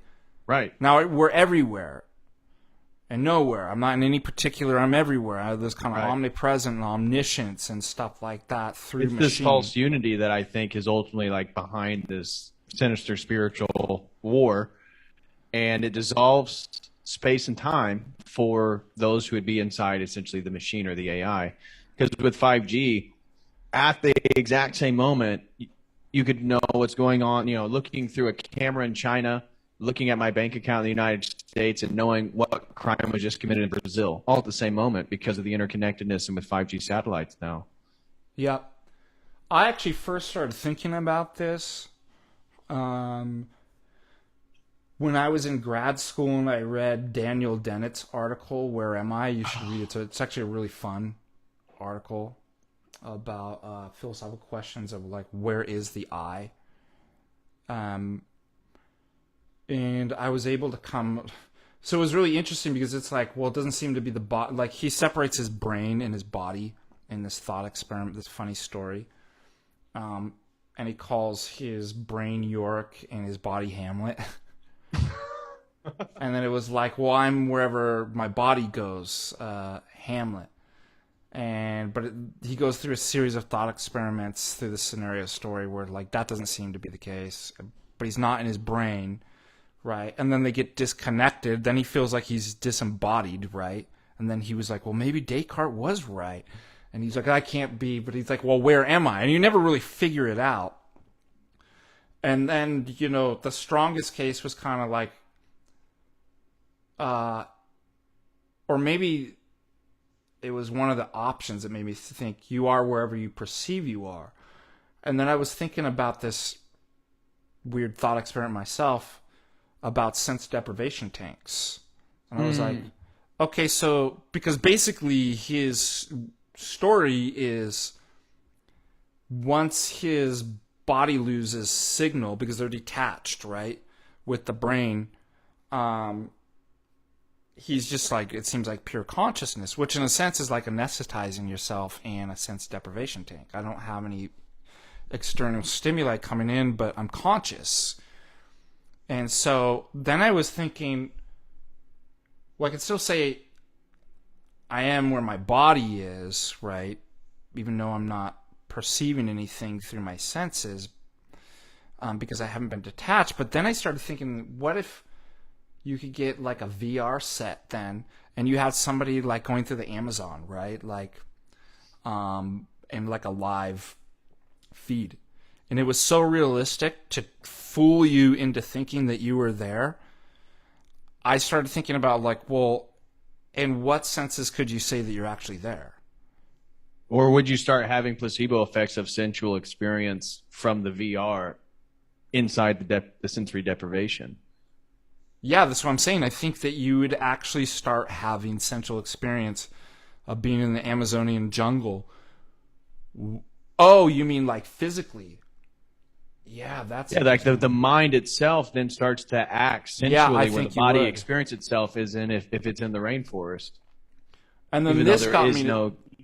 Yeah, it's a crazy thing, but like we philosophers have to think about this. Somebody asked. Well, that's what this guy, again, he's all in favor of it, but he is part of that sort of psychedelic Eastern mystical bent.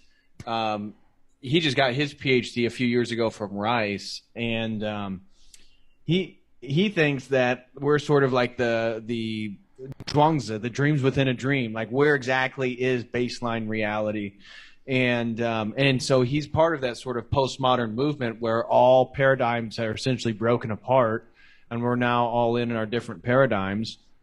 And he sees the sort of divinizing process of technology as an escape. And he talks about his worldview is totally led by hedonism, because his argument of hedonistic morality is that actually he doesn't enjoy the smartphone as much because he knows of the mining processes and the slavery of different ways in which the child labors. So through his prism of hedonism and this postmodern breakdown of paradigms, that it's hedonism that may reorient ourselves. And so we need to pursue awe and bliss.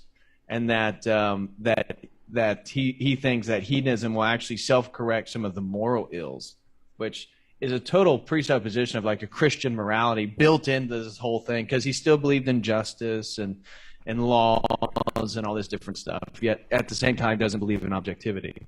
Yeah, John Stuart Mill thought hedonism was Christianity. Like, he was like, that's... Now, I don't mean like go out and get base pleasures and stuff like that. When you study hedonism and philosophy, it's like, no... like going to the theater, having like a friendship, and like playing chess and stuff like that. Like, those are what do they call attitudinal pleasures, and those are the things. But I mean, it's still wrong. But like you can see, it's not the bastardized version that people just think like going out and eat, drink, and having sex all the time and stuff. Right, right, and that's what his thing was. Is that he wasn't talking about like the hedonism. In regards to, it was almost like a mixture of like utilitarian hedonism, right? It's like bliss or happiness for John Stuart Mill. It's John Stuart Mill. It's for the largest number, and that's why then we have to be concerned with the African slaves digging up the minerals and to put in our smartphones, even though the smartphones aid in this process. By the way, coming back though to that thought experiment, because it's going to tie in. Now, the reason why I'm bringing all this up, guys, is because this was Patrick's paper. Yeah, this is what I talked about. So we're still on the theme of the conference, right? We're just taking a deep dive into Patrick's paper, in case you didn't know what was going on. Like, why are they talking about that's why come? And so I was thinking, okay, so let's say you're in a sense deprivation tank. It's not an either or. It's like, but I am in my body, right? In a particular sense, no pun intended. And then, but if I've actually convinced, like, if the data's coming in is realistic enough to fool me, I don't even know if perception can be fooled, because if perception is just the way something appears. It's a different thing to say, like, well, how is it really? For example, this is appearing goldish to me. Sure, well, it's but either you can imagine you can play with perception, and where you can start to blur your eyes, and now all of a sudden that can looks a little bit. But the ultimate perception is that you're participating in the process of altering and playing with perception itself. Yeah, well, what I was just saying is that there's a categorical difference between saying what the can is actually like versus the way it's appearing to me.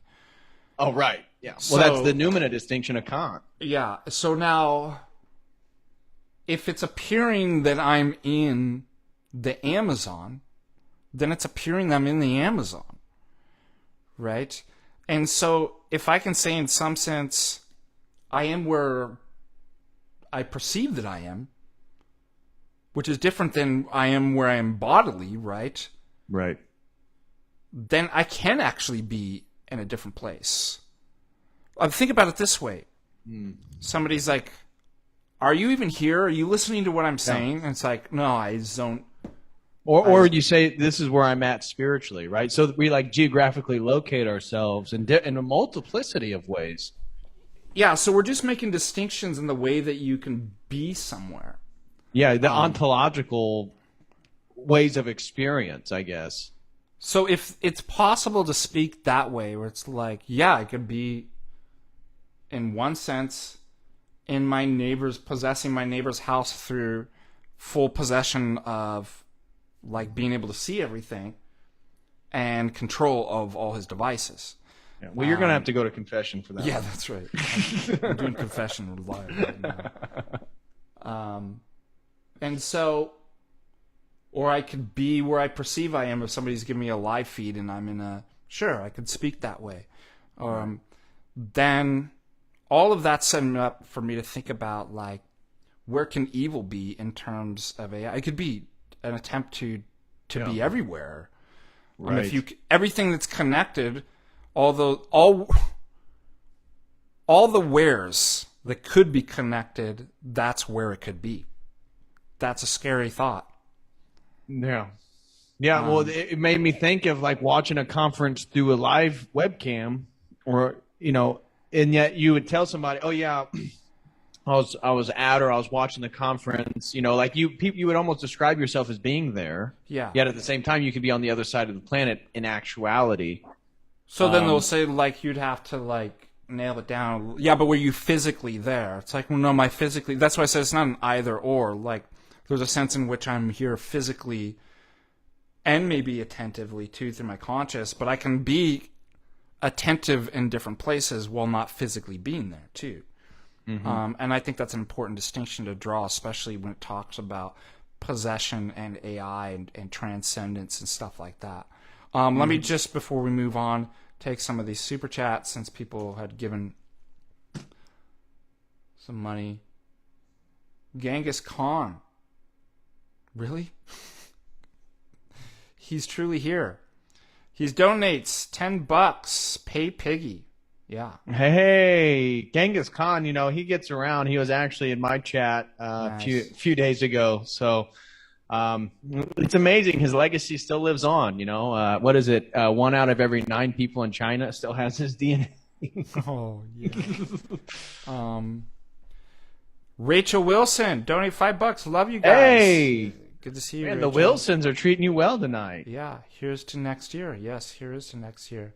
And We'll here's write to- that down so that you can mark it off her ticket price. That's right. That's right. Donate now, and you can get a discounted off your ticket price. Exposing Powerful Lies donates $5. Keep doing what you're doing. Much love. Very grateful, Patristic Faith, and all of you ortho content creators. So thank you. You know, we get a lot of hate from haters out there, and so we read the epistle today in liturgy. St. Paul's talking about, you know, the third heaven and stuff like that. And there was a man, we don't know if it was bodily or, you know, this epistle here. And then it talks about that St. Paul's given an angel of Satan a thorn in his flesh so that he wouldn't be too elated and prideful. So it's good that we even have haters, but it's even better to see the support, and it's just bound to happen. You know, you start doing God's work and doing good stuff, and the devil hates it. He gets upset. Yeah. So thank you, Exposing Powerful Lies, Jerry, and Silent Mobius donates $5. Support, yes, support. We need it. And I'm gonna try to do some more streams too. Been, you know, it's been really busy. You know, organizing. And you had asked me about, I mean, the amount of workload for this one was even, you know, was like triple, quadruple the amount as last year. The only difference is I had more time to plan. Yes. And I had more people helping. I had all the women helping with the meals. You just need to get like a woman who's like the planner, the organizer, the event coordinator, and just like we just come up with the framework, and then you just pass it on to somebody else. Yeah, I tried to that do loves that. to do that stuff and is good at it. Yeah, I tried to do that, and it's just, you know, And then your wife slapped you and said, "I'm busy." yeah, I can't do this. And then also the people who, you know, volunteered, like Gary and Sarah, Yep. to shuttle people around and the Metropolitan and just all of it. There were just so many pieces that all had to come together. I really tried not to think about it, like all the ways it could have gone wrong, and it just all worked out. It was quite amazing. And so it's just going to get better, like I said, but I couldn't do it without all the support. And so I'd been so busy with that. And then right after that, I had to do the last week of getting my online teaching certificate, which is a pain.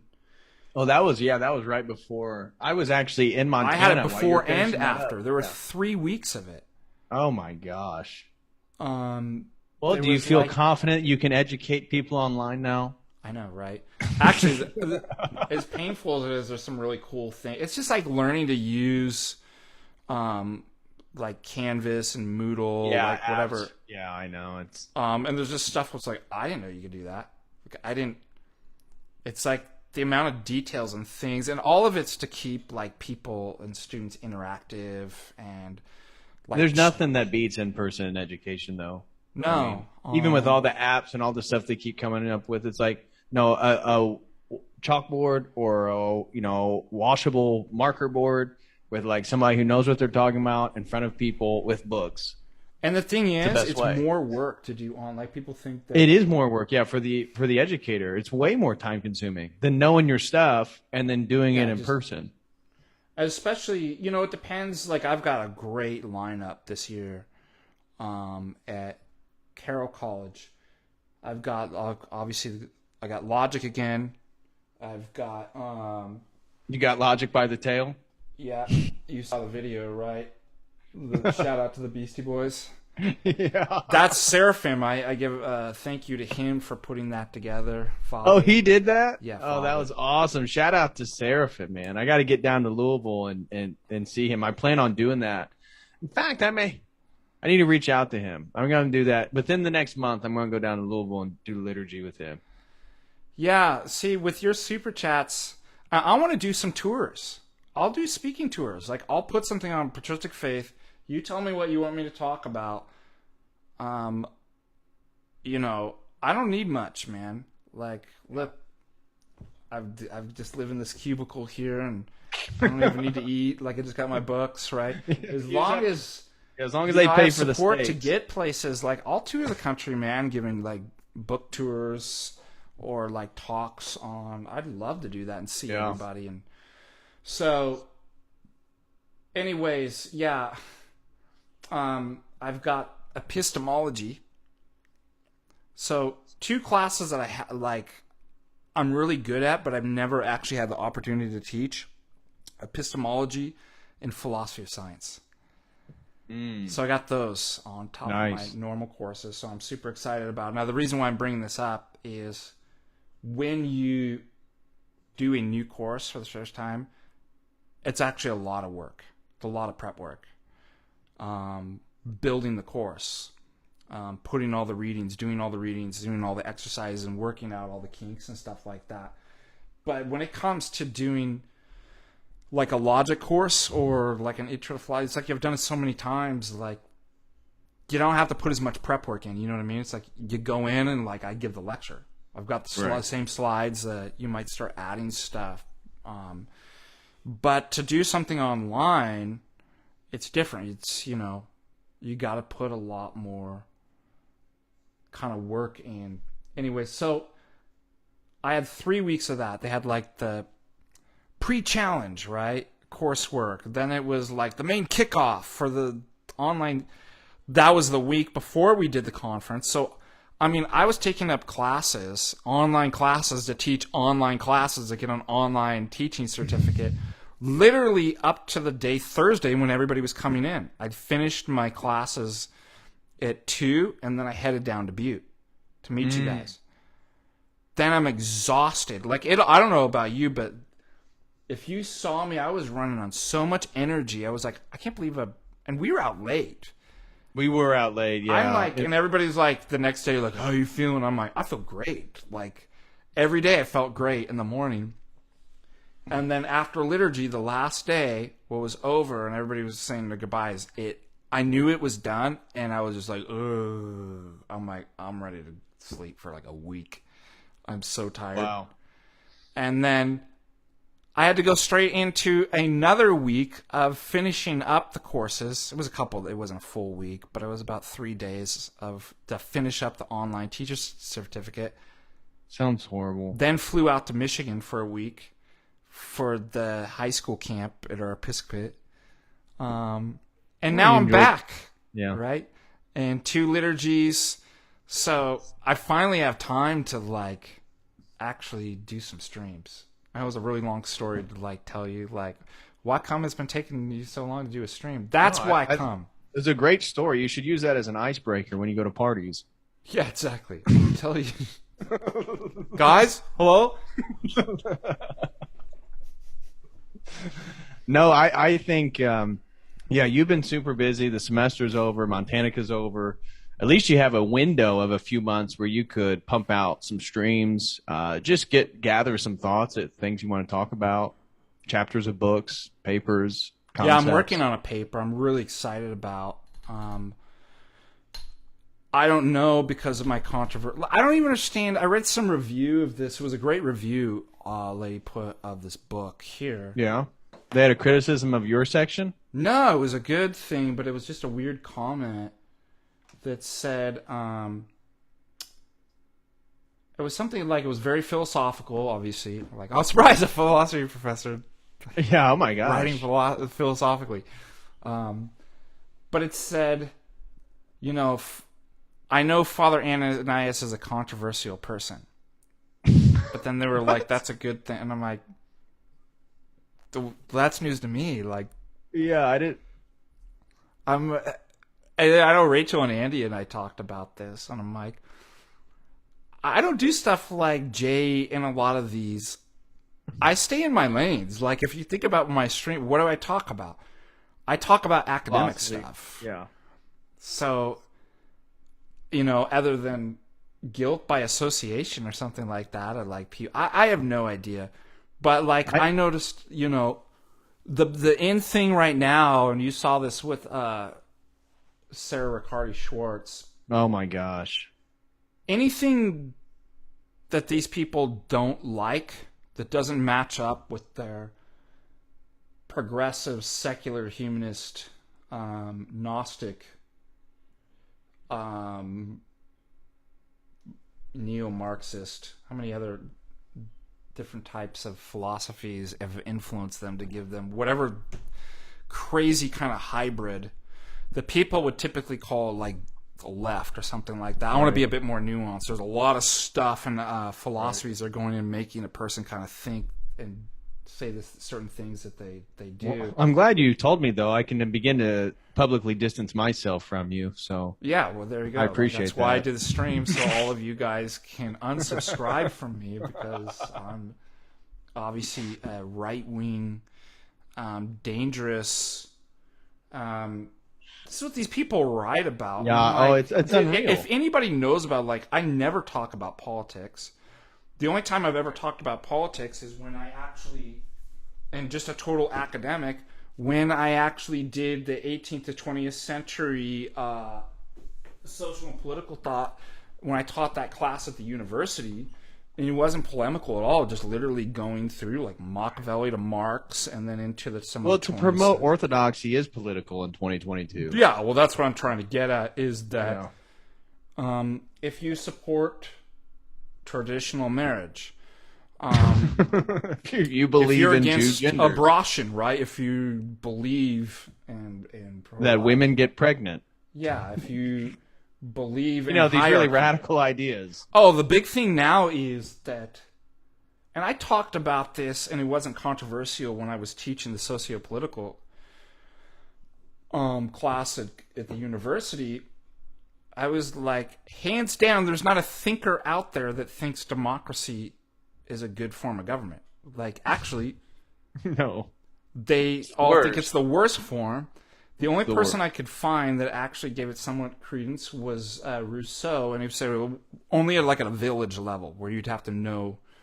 And I would be comfortable with that. Like That's- a pure yeah, that's totally- democracy, like at an intimate village level where there's like a familiarity with people. That's a little That's bit different. fine.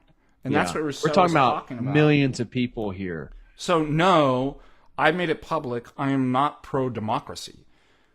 It's an evil, and just historically, it's a dumb political. Everybody thinks it's the worst. So I'm like, I'm not the outlier here, in like historical academia to say something like that. But watch what they put it. They put it into a false dialectic. Either you're for the people, democracy, right?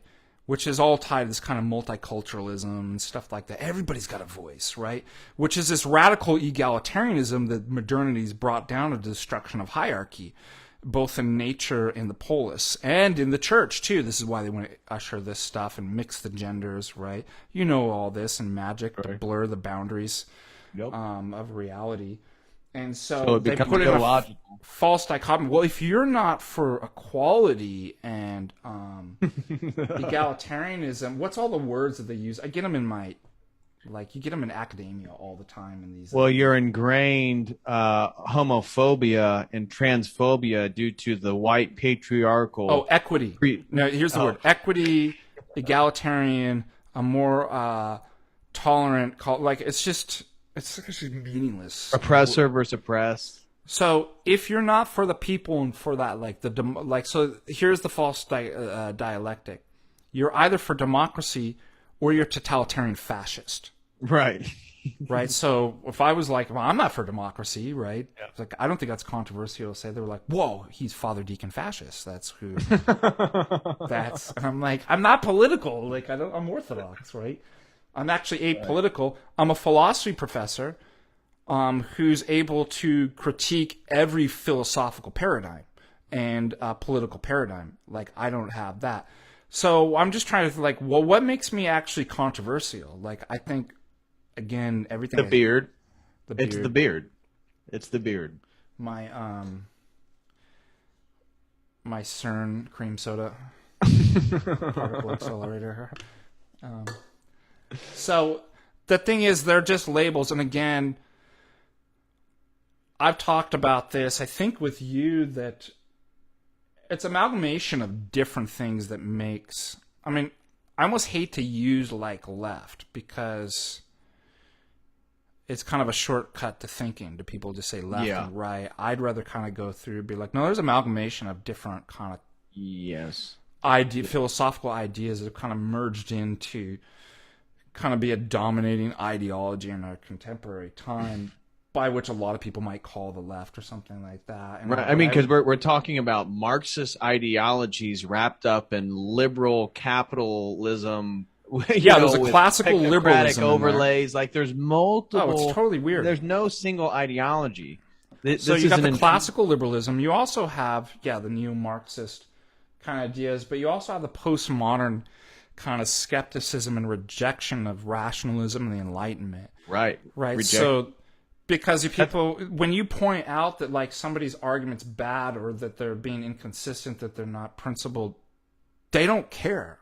No. That's what I try to explain to boomers. They go, "Oh, can you believe how irrational these people?"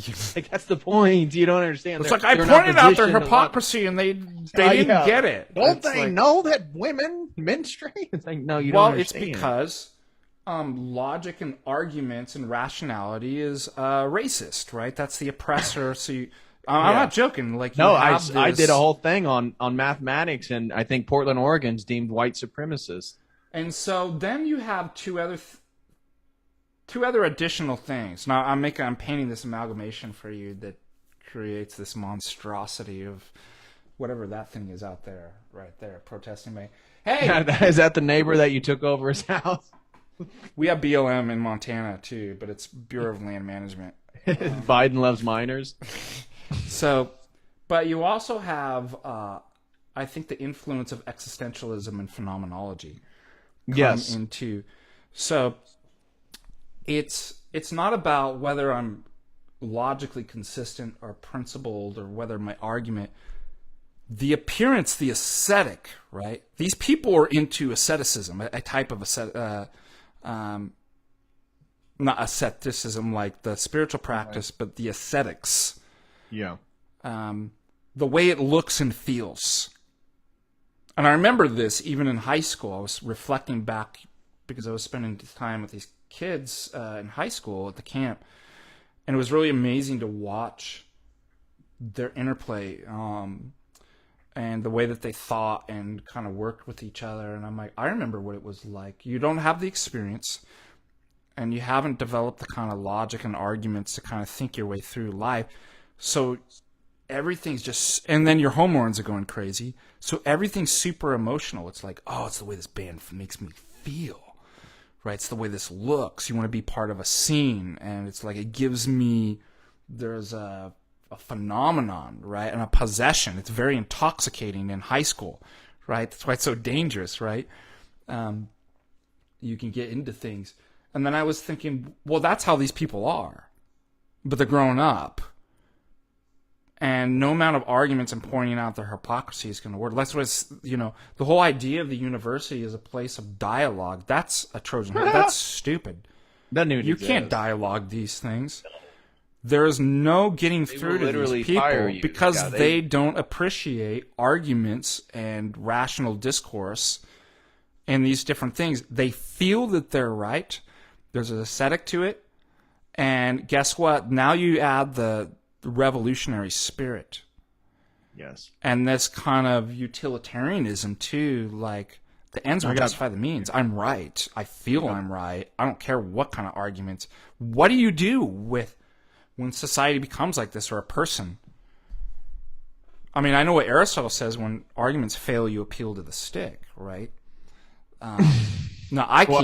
It's coming to that, obviously. Well, that's exactly. Why I think eventually, just when you can't actually dialogue with somebody and they're becoming violent and destructive, like it's just bound, whether it's right or wrong, it's bound that it's going to produce violence on the other side. Now, the only way to actually maybe eventually rectify it is either it completely destroys itself, or you have to get a regime that, I hate to say it, that puts that in line, that puts an end to that kind of stuff. Which won't happen here. Yeah, it's going to be interesting how all that is going to play out in the future. I imagine what Metropolitan Jonah advocated for us in Montana, the response to everything. Actually, apropos wrapping up this conversation, the father, the gentleman who at the end of my talk then asked, well, what are we going to do? If all this stuff is true, what are we going to do about it, boys? We're going to storm that. And Metropolitan Jonah is to find places of Orthodox communities and move there make intentional communities. That's the only thing. Then we build our own bulwark against the rest of the world, and we need to become self-sustainable. That's why super chats and funding all our different, whoever you like, Orthodox content creators. You have to support them because that's how then we build an infrastructure of community and then move to places, live next to a monastery, live in Arizona or Montana. Sounds like people get so caught up in like the political solutions. Yeah, and I'm not saying that Orthodox Christians should never be involved in politics at all. Right, we shouldn't be. Yeah. But the thing is, there's a sense of priority, right? Scripture says, "You put first the kingdom of God, and the rest will be added to you." And I think what Metropolitan Jonah is saying is that, and you see this online, especially unfortunately in some of the Orthodox communities, on both sides. You have the left that put their politics, if we can call them the left, the monstrosity that I described is the hybrid of multiple contradicting. That Frankenstein. The Frankenstein of multiple contradicting philosophies. Yeah, the Western political Frankenstein. But it's present on the conservative and right. It looks different. I certainly don't think that they're moral They're not equivalents. equal. Yeah, they're not equal. Like, I have my critiques of both. Like, one is far more dangerous. I made a joke with somebody the other day where they were saying they were both equally as evil. I'm like, no, that's like saying, like, Knives and guns are deadly. Well, somebody's like critiquing the Salvation Army, and no, so somebody's critiquing Stalin, and somebody's like, well, you know what? Salvation Army's just as evil.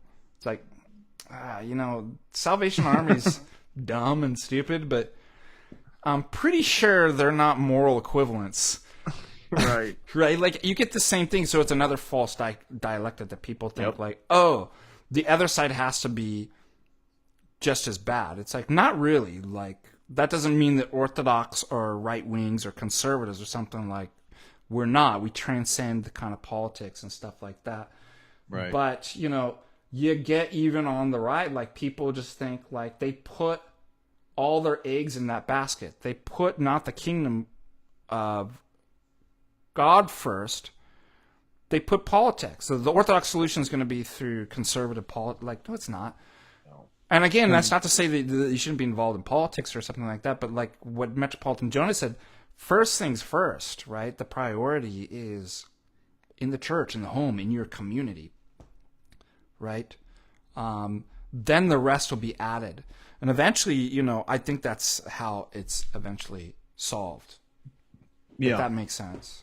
No, I think the outbreeding, I think the community building, and the conservative families, like, the situation's going to look a little bit different in 50 to 70 years when, a lot of the activities on the other side, like the left right now, it's open that they have to, the mass illegal immigration is just so that they can maintain the people every year who die and the people who become right of center. So there's so many Hispanics that come right of center, they have to flood the country with more illegals to maintain their voting bloc. Yeah, and so anyways, just coming full circle, that I hope that I've explained to everybody, I'm not a right-wing. I don't think I'm controversial at all. I'm not political. All this to say, you do not belong to any political party other than to the Third Reich. Yeah. I don't belong to any political party except for the Byzantine monarch society. You're still working on taking back Constantinople, but that's neither here nor there. But what it ends up is just becomes the smear word that, that's right wing. So, and there's these connect the dots, right? Well, right wings linked to January 6th, to radicalism, to anti-science, to, they have to do this. It's almost like a logical slippery slope, not in the sense of temporal events, but it's just like I'm connecting all these kind of loosely connected. It's part of the NPC phenomenon of breaking down the ability for people to critically think. So engaging with the uncreated energies of God. The people, like this false causal chain of association is a sympathetic Pavlovian conditioning process that is depersoning people, absolutely. Taking the image of God out of them so they don't have to think, that it's just a sympathetic response to stimuli. Yep, that's exactly.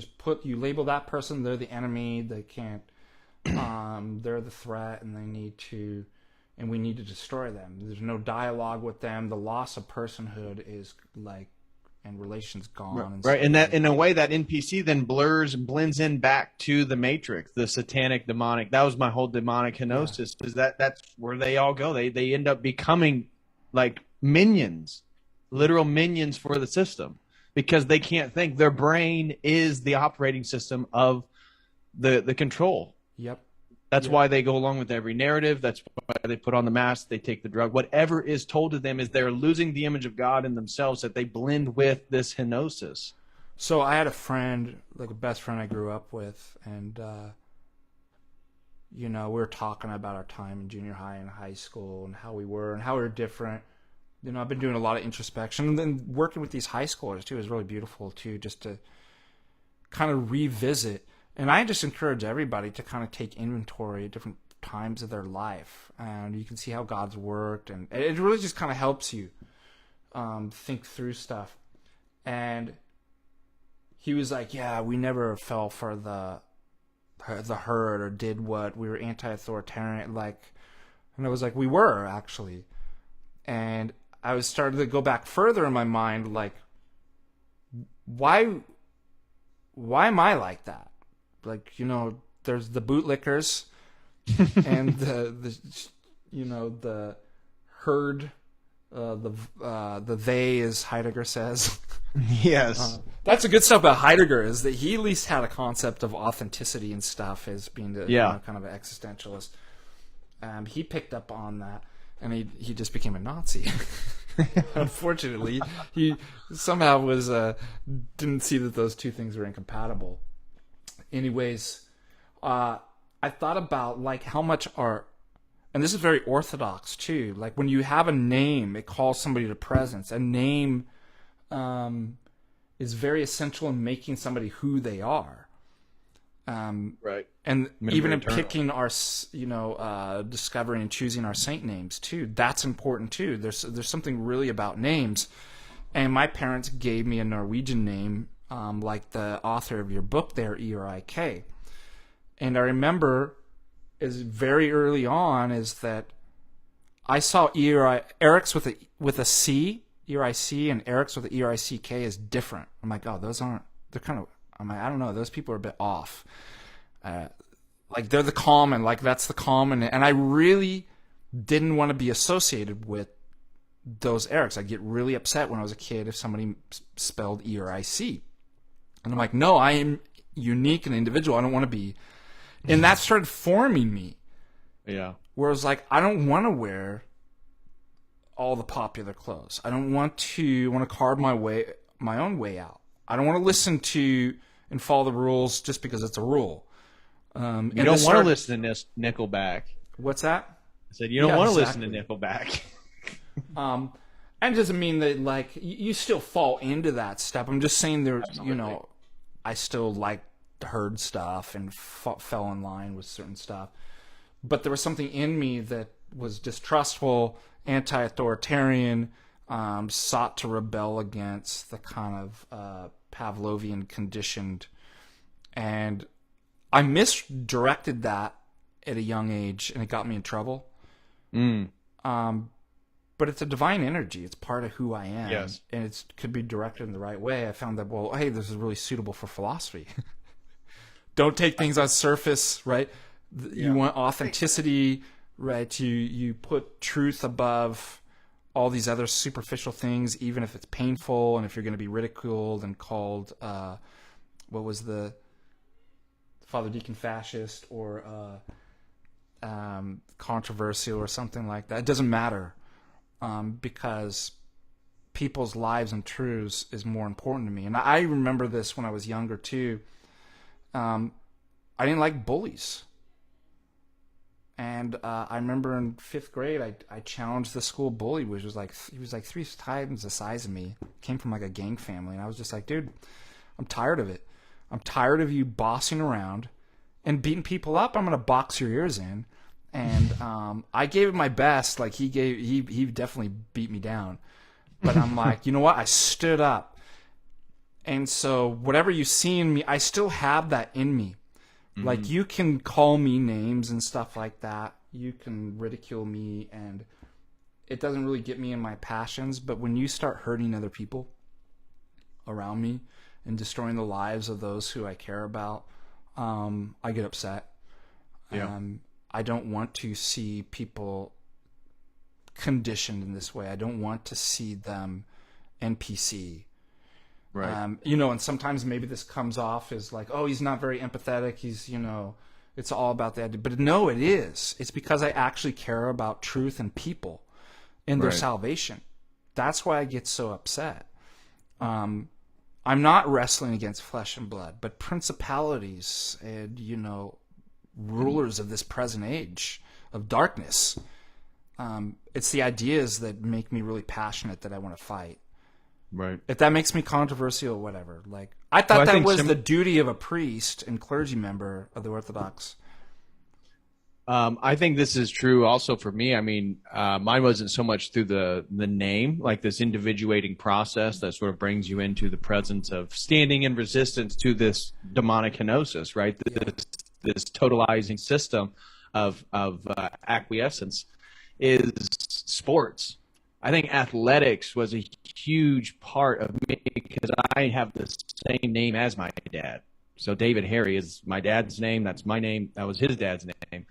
But it was like accomplishments through physical sports, physical activities that I like acquired a sense of self and an identity. And then as an adult, once all the sports has gone away, it's reading, it's investigating, it's searching for truth. It's now the work ethic and discipline like you would take towards sports. It's just now devoted towards a different set, but it's still individuating me. Yeah. And in a different process. And when we speak about individuating, right, and this is what's great about orthodoxy, you don't fall into the dialectic, right? It's not in contrast to the community. Right. That's what's amazing about orthodoxy. Think about like theosis too. You become one with God in as much as possible without loss of identity. You actually become more human. Yeah. Right? So identity is so unlike, that you see in some of the kind of Eastern religions. And I know that differs in some Hinduism. Some have more kind of personalism that establish, but there's certainly strands of Hinduism and definitely Buddhism where the whole purpose is to lose the identity. This is a false... Yes, that is the goal because the identity itself is the illusion. Yeah. So I'm speaking, charitable. There are branches of Hinduism that don't follow that and have more something kind of closer to the Christian idea.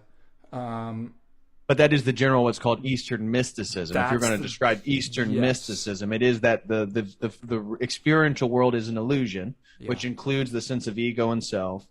We must transcend the illusion to the ultimate reality, which is the sense of ultimate unity, cosmic unity. Yeah. And so we break from that either or there, and it's important to... God made us uniquely... Look, we all share in the same nature. We're human beings. And unlike, ancient Greek philosophy, where they had no concept, really robustly speaking at all, and philosophy really hasn't really progressed in this area. Personhood, the kind of Aristotelian, the Greek ideas, person is just a particular instance of that essence. So what makes you a person different from me? Aristotle talks about this man has a snub nose and this one doesn't, and it's the way that the matter formed to that particular instant. No, we're not just an essence. We have an essence, a rational animality, the soul, and these different things of the human being. But it belongs to a unique person. Yes. That cannot be reduced. That's that one in the many, and I just did a stream yesterday on the theology of harmony, trying to talk about this one in the many, because harmony as a term describes, again, multiplicity as unity at a single moment. Right, multiple chords playing together. That's harmony, not a melody, which is a linear progression. And that's what, again, us being in essence in an actual person, not in tension together, but at the same moment. And that's true then with theosis. That's true with sacred geometry and fractals and all this. It's all together. It's all harmonious. It's all God. So look, and it's always one and many. It's always both and. Yeah, and look what this it's not just in secular philosophy and stuff like that. And religions outside of orthodoxy, it's in the political sphere, right? So going back to this idea that if we're stressing the importance of individuality and uniqueness and stuff like that, listeners, there could be people out there like, oh my gosh, well sounds like they're a libertarian, anarcho-capitalist or, a conservative Republican. You know what I mean? You get put into that camp, and it's like, because they don't think egalitarianism and society and is important, right? So it's always the dialectical tension of opposites presented. Is it actually cooperation or competition? Those are your only choices, ladies and gentlemen, right? Right. And so then everybody gets thrown into these different political spheres. So I bring that up to qualify that orthodoxy, when we value the individual, we're not speaking in kind of a conservative or libertarian sense or something. Right. Like, all that's nonsense. It pits it against, because the two are in a symbiosis, right? Yes. Community and the individual. They're not, right? And only in orthodoxy you're going to get that. Based on what we're talking about, too, this individuation process only comes as you move closer to God. This theosis process, as we become more human. Because as you move away from truth, again, we were talking about the pursuit of truth sort of individuated us and made us and formed us as people. In a way, we're still participating in Christ through that process. But the person who's not doing that is not just not being individuated. They're losing that image of God. They're becoming part of the henosis, part of the false sense of unity, which is the whole joke. It's the whole spiritual warfare. Yeah. And I was just thinking about, too, that the loss of anything unique. I mean, God loves us uniquely, each person. Yes. His will condones our existence at this moment. Yeah. And I was thinking about, this is why, although we stress the importance of that individuality, it doesn't mean you can live as an individual. Can I just be a Christian from home? Do I have to go to liturgy?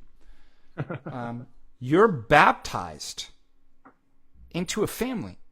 Yes. Notice the people of the church are there at the baptism. And the saints. And the on the saints. walls. It's like we're participating with all these people at a present, again, a harmony. So you're at a single saved moment. together. I don't always quote Tertullian because he's not a church father, right? But he still has he has some good stuff, and he has some good stuff. Look, apologetics. if pagan philosophers can say right stuff and once in a while, then Christian apologists against pagan philosophers who aren't saints can also say right stuff. Tertullian said, "One Christian is no Christian." It's true. And coming back to the theme of this conference, apologetics to defend the faith, yes, but missions and evangelism, incarnational Trinitarianism, is, we're a family. We do it together. There's the individual, but the individual is only truly an individual and if truly human when they're in the family. Right. And in the community. You go to liturgy together, you fall together, you hurt together, you share together, you give your super chats together. And with that, let's read. And I joke about the super chats, but it does. It's our way of kind of connecting and helping, so that we can reinvest and be. Oh, absolutely. Because we're forming a community, and so we're offering services. And so if people enjoy the content we create, they can, show appreciation through the super chats, which then helps support us to create content, which then can help them. And then their lives, they're working and doing their jobs. It's all a contribution. And so it really does help. And it really is actually aiding that's why I think the orthosphere is growing so much. I mean, look at the presence Orthodoxy has on YouTube. And then look at the numbers compared to population. I mean, we're like maybe a little over 1% of the U.S. population. And yet look at online Christian apologetics. It's just, Orthodoxy is a serious presence. And people like to go out and say, internet orthodoxy is cesspool. Yes and no. Yeah. Twitter definitely is. I think Twitter orthodoxy is the worst. But there was this argument, if you remember, 4 years ago, and it was directed at me and people I work with, That NPR article was directed essentially all of us on YouTube. Yeah, that's the septic internet orthodoxy. Like, no, and it was painted in a way, the argument, orthodoxy can't be done on the internet. There's only one gatekeeper and one person that's allowed to do that. Is it make an argument from the internet why you shouldn't be doing exactly what they're criticizing? And that's ridiculous. So again, I'm not saying internet orthodoxy is good. I'm saying what we're doing is good. And the fact of the matter is people feel threatened by patristic faith. Mm-hmm. Because it's been enormous. I mean, we're coming up on like 9 or 10 months since we launched it. It's far exceeded the expectations of any of us. And, you know, we need to work better as far as getting donations for that. I mean, we're not getting the donations that we need to really kind of grow the thing. And we really need that. So we really do need your help on that. But the reason why people think the patristic faith is a threat and they want to call these things out is because not only is there sort of kind of jealousy. I mean, look at the people we're converting. The amount of numbers, like through all the people that participate as contributors. Yeah.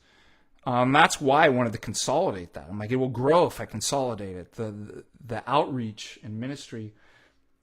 So I'm just speculating here, but I'm thinking like, you know, there's some jealousy in that. Like these people aren't bringing the numbers in, and converting people. And the criticism is like, well, just because you got them in doesn't mean you keep it. What do we always do? And part of this, and even having Father Hans on here with the men's group and stuff like that. Yeah, I'm going to have him on my channel. Yeah. And that we have a clergy advisory board. It's you know, the majority of our clergy. It's to put people into the parish, to plug them in and start talking to their priests and spiritual fathers. So you can't mount that objection against me. Oh, you're just getting the nuts. It's like we're always turning them and plugging them into parishes. Yeah. The only thing we can do is try to get somebody to walk through a doorway. Yeah. That's the most I can do. So they're not producing. They're making a bunch of racket and they're all upset because they're not with the times, to be honest. They're still in boomerdoxy. And yeah. They have this, you know, and then people, it's watered down. It's the same thing as like Episcopalianism and stuff like that. Well, we've got to make our message palpable to everybody.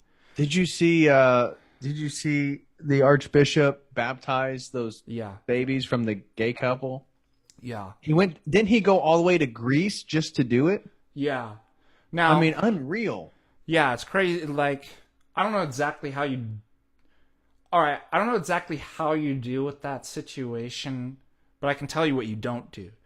Now, first of all, the baby should be baptized. I don't know how that works exactly if they're being, but part of me is like, well, dang, they shouldn't be held responsible. But they need, baptism is to be brought into a family. They need to have somebody, at least godparents, that are like, no, we're not going to bring them up with this, you know, LGBT. We're going to teach them orthodoxy. And we're baptizing, but we're not, you know, there should be maybe, I'm just thinking out loud, some type of statement like, we can't condone your relationship. Right. But what do you do? Like, I don't really, it's like the babies, I guess they have to be baptized. What I'll tell you don't do, you don't take a photo op. No, and fly all the way to Greece with a bunch of pansies, with all the money. You could tell it was such a. It was all set up to like, I'm supporting Gaydom and like. Yeah, I mean that's clearly what it is. It was an attempt to again normalize these things, and so. So I'm not an expert. I'm just a deacon. That's a difficult situation. Like the church, here you have a secular society that allowed 2 homosexual men to adopt children. What do you do though? Like to help the children, you can't actually legally take them away. Do you assign them? I don't know exactly how that works. I would defer to the clergy, more. I don't know, clergy. but it's But I'll tell you, awful. like I said, what you definitely don't do is you definitely don't take a photo op No. with. And what's so funny, here you have the same people who are praising all this are the same people that attacked Abbott Trefon Yep. for being in a museum when the museum director, I wasn't there, but this is what everybody told me, in that Speakeasy Museum, gave him a prop gun. Yeah. So he didn't even ask for it. He gave it to him, and then they snapped a photo of him. Right? Yeah. So, And it was still, and that thing was, it was still funny. And nobody thinks when they see that Abbott Trefon's going on a military rampage. It's like, it's funny. It's a speakeasy. These people were waiting monk. for that. I They know. were just like, oh no, it's a bunch of white supremacist militias up there, and we're just waiting for. I'm surprised they didn't send spies up. They probably did, but here was what they got: an innocent picture in a museum of. These are the same people that are cheering on. They're not denouncing El Pitafotos for, implicitly endorsing this gay couple, right? They got to go after Abbott in a museum. How ridiculous is that? These people are Unreal. hypocrites. Unreal, yeah. They're not our brothers. They're our enemies, and they'll play that double talk, right? If you watch them come on, oh, but I'm tolerant of all views. I don't know why you're being this way. They're trained to. I'm surprised we don't find out that they're trained by like deep state, CIA psychobabble tactics, right? But it's upsetting. It's upsetting because again, you're not attacking me. You're attacking and hurting people I love, and I'm not going to tolerate it. Right. And so that made me quite upset. I mean, if you know the good Abbott, I mean, he's the most how can you ever? He's like a grandpa. Like you. Yes. And it's unreal. It's disgusting. At the same time, it should be expected. At the same time, I think it's helping a lot of the catechumens and the newly illumines realize that this isn't an idealistic utopia. That once you get inside the church, it's still filled with a lot of human beings. It's filled with a lot of people that have different agendas, and that's part of it. You got to work all that out as well. So Young Penitent donates $10. Thank you. Wade Boggs donates $10. Can we love our enemies in the abstract? Users who fund both sides of world wars or war criminals. How do we humanize these abstractions? So you want to take that? Well, I would say that as Orthodox, from my reading of Alexander Schmemann, we can't abstract anything, and that as Orthodox, due to our personhood theology, we have to love people as people. That love can only be, in the real sense, done from personhood to another personhood. And so, unfortunately, you can't love abstractions. And that's the whole trick of the left, or trick of, libertarianism, conservatism, a lot of these different things. Is people love abstractions. You can't love social justice. You can't love the world. You can't love women. You can only love a woman or a person who is a woman. You can only do these things like the sort of incarnated reality of these things. You can't do these abstractions, because then you get lost into a fantasy. And I think that's where the majority of people actually live in the metaverse, then just a few steps away from you living in a fantasy world of pure abstraction. And so, roundabout way. It's incarnational, our love. And I'll tell you what, you can hate in the abstract. I hate ideas, bad ideas. That's an abstract. It's not a person, right? I'm called to love people. What I don't like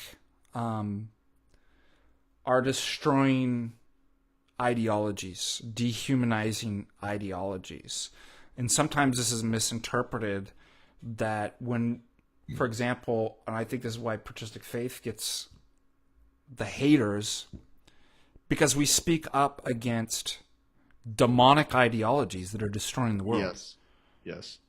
And I don't care if that's PC or unpopular. It needs to be stated. Right. You know, unfortunately, we see one of the virtues lacking in this day, and that's courage. That, you know, good people with a lot of virtues and spiritual virtues may even often lack that. But we need courage more than anything. You know, the St. John Chrysostom quote, better to offend our neighbor than in not offending them, we offend God. Yes. Yeah. Amen And to it's, that. no, people be like, well, that's so, look how hateful they are. Look how mean they are. It isn't mean. So it depends what we mean by these words. No, no, depends what you mean. Why, what a word means. The word love, right?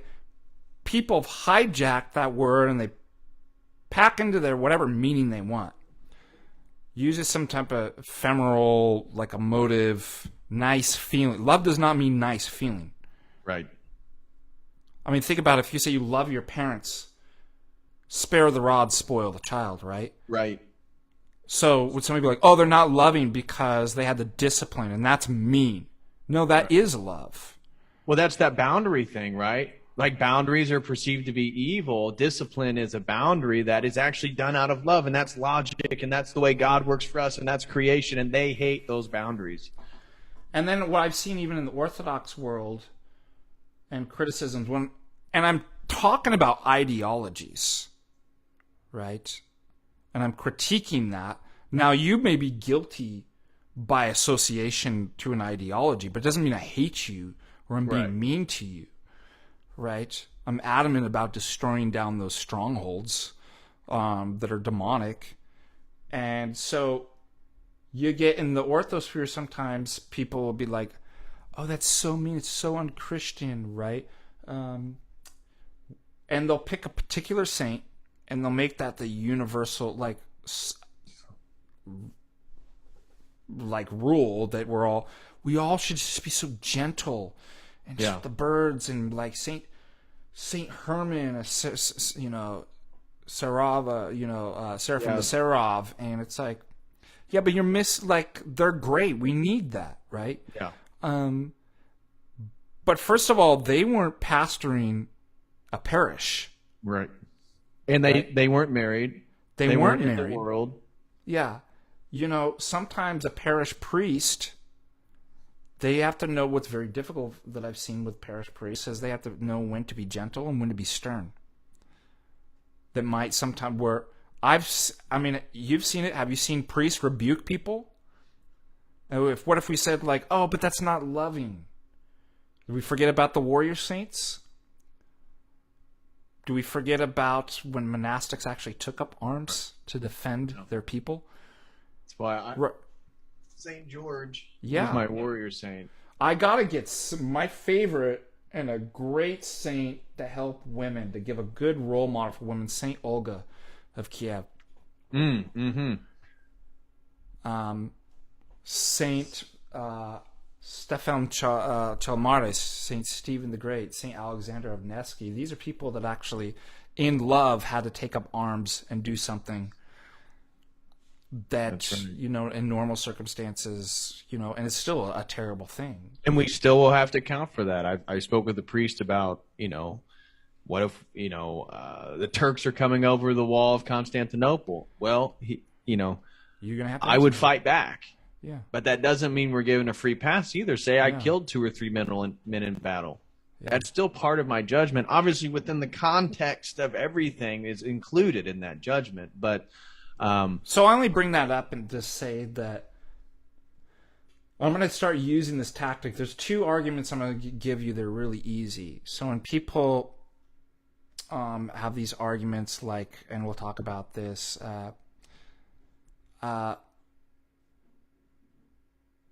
my body, my choice, right? Really easy argument. That doesn't exist. You just made that up. Literally doesn't exist anywhere in history, that phrase. Right. Like that's literally just an ad hoc thing to make up. And people this day always do this. They just make up something that sounds nice, and all you have to do is call it. Just be like, you just made it up. It doesn't exist. And just take the steam out of them. The other one, too, is in pertaining to our conversation, you don't get that word. You don't get to take that word and put in whatever meaning you want. It doesn't belong to you. I'm taking it back from you. That's not what love means. You don't get to determine, and this is a type of precept too, you don't give your opponent a single, like, just because you might see some commonalities with a word or a paradigm or position, don't grant them anything. You do not get a position. You are not in a position to tell me what's just. You are not in a position to tell me what love is. That is not your word. You are not in a position to tell me what hate is. Right? You take that away from them. Yep. And that's what they're constantly doing. They're taking our words, they're taking our Orthodox Christianity, they're borrowing it, and they're perverting it. They're climbing up in the lap of God and slapping him across the face while they use God, right? They have to use his lap to slap him across the face. And I'm tired of it. Like, that's part of apologetics. That's not mean. That's not hateful. It's loving, because this stuff's destroying people. These ideas. So, full circle, come back. It is perfectly fine. You got me on record. You can hate bad ideas in the abstract. They're bad. Yep. You can hate the abstract. Well, in a sense, that's what the whole evil's trying to do, is get us to worship abstraction. So Yes. I guess it's appropriate to hate the abstractions. Yeah. Right? We have to love the particulars, which sometimes aren't always what we want. Yeah. But that's part of the process. Well, does anybody want to else throw a super chat? Any more in super chats before we hop off? Do you have any questions at all on anything? Well, I'm glad we got see, your super chats help build my audio output capture here. That's right. Your super chats are I'm so sorry building about that. brick by brick. Now people are not going to want to watch the video up. They'll be like, the audio's so bad when they're... But for those of you that... How many people do we have in the... I didn't even look. How many people did we get in the stream tonight? 43? You'll find out as soon as you end it. Total views. It was up to 43. That's not bad for a first... I can't remember the last time I did a live stream. I can tell you guys don't like the pre-recorded, uploaded. So, well, I think everybody likes the community, so having the live chat is like a draw for some people. I like doing them live too. I personally, I've come out. It's like a thing. I like doing it live. What are some future live videos you'd like to see? Topics. I'd like to do one on abortion. I'd also like to do one Orthodox take on guns. That'd be a good one. Yeah. Do one on defense, which then you can, because if you put gun in the title, maybe. Yeah. Who knows? But just do one on the Orthodox theology of self-defense. Boomsticks. Just have a witch riding her broomstick. That'd be really interesting. Yeah, because people had a whole with the stuff with the Abbot and stuff. I think like diving deeper, one thing that should be not too difficult for you is doing specifics on intellectual history. Yeah. So just narrowing into like one person, and really you're just, you just need 40 some minutes of content, original thoughts. Probably have 20 minutes, 30 minutes of sources that you can show people. Right there's a stream. I'd like to do one. Maybe you could help me join in too on AI, the history of AI and arguments against. Yeah. This is great too. In John Searles, he's got. This is a great book too. It's not hard at all. It's a real intro. What brief introduction. He's got in here.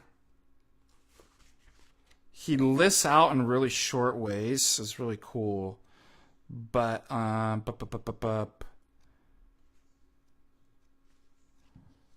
Yeah, here we go. There's like 7 or 8 arguments against materialism. Like, and the thing is, the reason why I'm bringing this up is because these are all arguments that you then take over to AI too, because AI. But absent qualia, inverted spectrum argument, Thomas Nagel's What It's Like to Be a Bat, Frank Jackson's What Mary Didn't Know, Ned Block's Chinese Nation, which is a cool argument too. Yeah, I read some Thomas Nagel in my class on it was mind and neuroscience, it was mind and personhood. And so about his sort of panpsychic cosmic worldview. So what's strange is I remember talking to somebody at the conference too, and it was about the Google like whistleblower saying it became sentient, and they were making the argument like, well, no, it could actually be, what did they say? Like almost like a hive mind or something like that, become conscious. And I was like, no. And this is what's great, and I'll read this real quick as this tiny paragraph. I'm like, that's Ned Block's argument, the Chinese nation, that can never happen. Ned Block says, we might imagine a large population carrying out the steps in a functionalist program of a sort that's presumably carried out by the brain. So the way that the brain carries out the functional message, in terms of functionalism and the information and stuff and the roles that it plays. Imagine just lifting all of that and putting it on those exact same roles onto every Chinese citizen, is what he's saying. So, for example, imagine there are 1 billion neurons in the brain, and imagine there's 1 billion citizens in China. The figure of 1 billion neurons is, of course, ludicrously small for the brain, but it doesn't matter for this argument. Now, we might imagine that just as the brain carries out certain functional steps, so we could get the population of China to carry out exactly those steps. But all the same, the population of China does not thereby have any mental states as a total population in the way a brain has mental states. Pretty simple argument. Well, right there. I mean, the fundamental question with AI is intelligence, and how do you define it? They're working off a definition that intelligence is just pattern recognition, and so they developed, and that's why they can use their checkers and chess, examples for sentient. Well, it's just pattern recognition, but that's not intelligence. That's not consciousness. No, exactly. They're assuming that is, and that's where it's like, well, that's dumb. That's where Cyril, his whole point is we still don't know what consciousness is. What are you talking about? Yeah. Like, and the what are other you talking thing about? too, there's a unity of consciousness. Kant talked about it, goes all the way back to Kant. And the thing is, how would you even be able to explain unity of like, you can't be like a hive mind. That doesn't even begin to talk about the unity of consciousness, like even if you granted somebody. But yeah, simply carrying out tasks, right, doesn't add up to, oh yeah, well therefore they all possess a single mental state. Right. Which is interesting that they used hive mind. It was in Stranger Things, right? Like like the monster has. It is a hive mind. That's exactly the henosis that I was trying to describe. Rachel Wilson donates $5. If you need a female perspective on guns, I'm your gal. Of course you are. Yeah. Hey man, Exactly. the Wilsons just keep giving you money, Miller. Yep. I need my money. Well, before we hop off Yeah. here, I want to say the best comment in the live chat tonight comes from David Atkinson. It says Orthodox and Glocks. Oh yeah, that's a good. It sounds like a new band. I know. I like it. So I think we need to talk about that orthodoxy and boomsticks. Yeah. Not broomsticks, boomsticks. So I don't get, unless there's another creative name that I can use, they're not going to get me, the algorithm get me. Well, you ready to hop off here? It is. Yeah, we Hit are 36 ready. for Thank me. you so much. We're back at it. absolutely. Purchase Faith Yep. needs your support. We've got so much more in store for you. So Tell just thank everybody, Patrick. smash that like. Yeah, share. I need to get my subscribers that kind of been on frozen for a while. Like what am I at now? I'm almost close to you're at Right. almost 7,000. You got to get the content, dude. You'll get over 7,000 with just another stream. I mean, this stream may get you close. You just need 30 some. It looks like. Probably Is there 20 anybody in some. the chat that hasn't subscribed? Go subscribe now. Like, that'll get it right up to 7. Yeah, I should be at 14 now.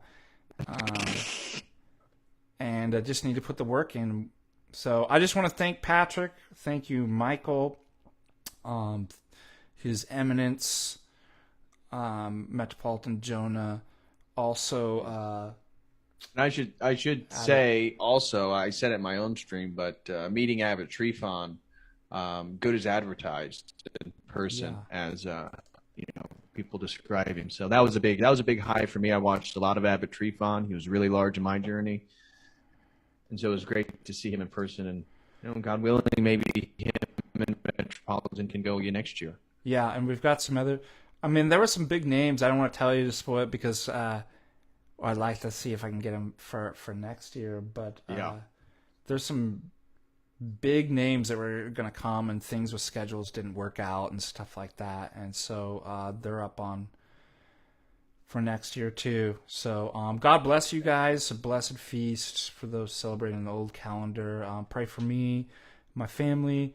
Pray for everybody at Patristic Faith. Pray for our enemies. And that our nation and everybody in civil and military authorities and for peace for the world. God bless. All right, Amen God bless, to that. guys.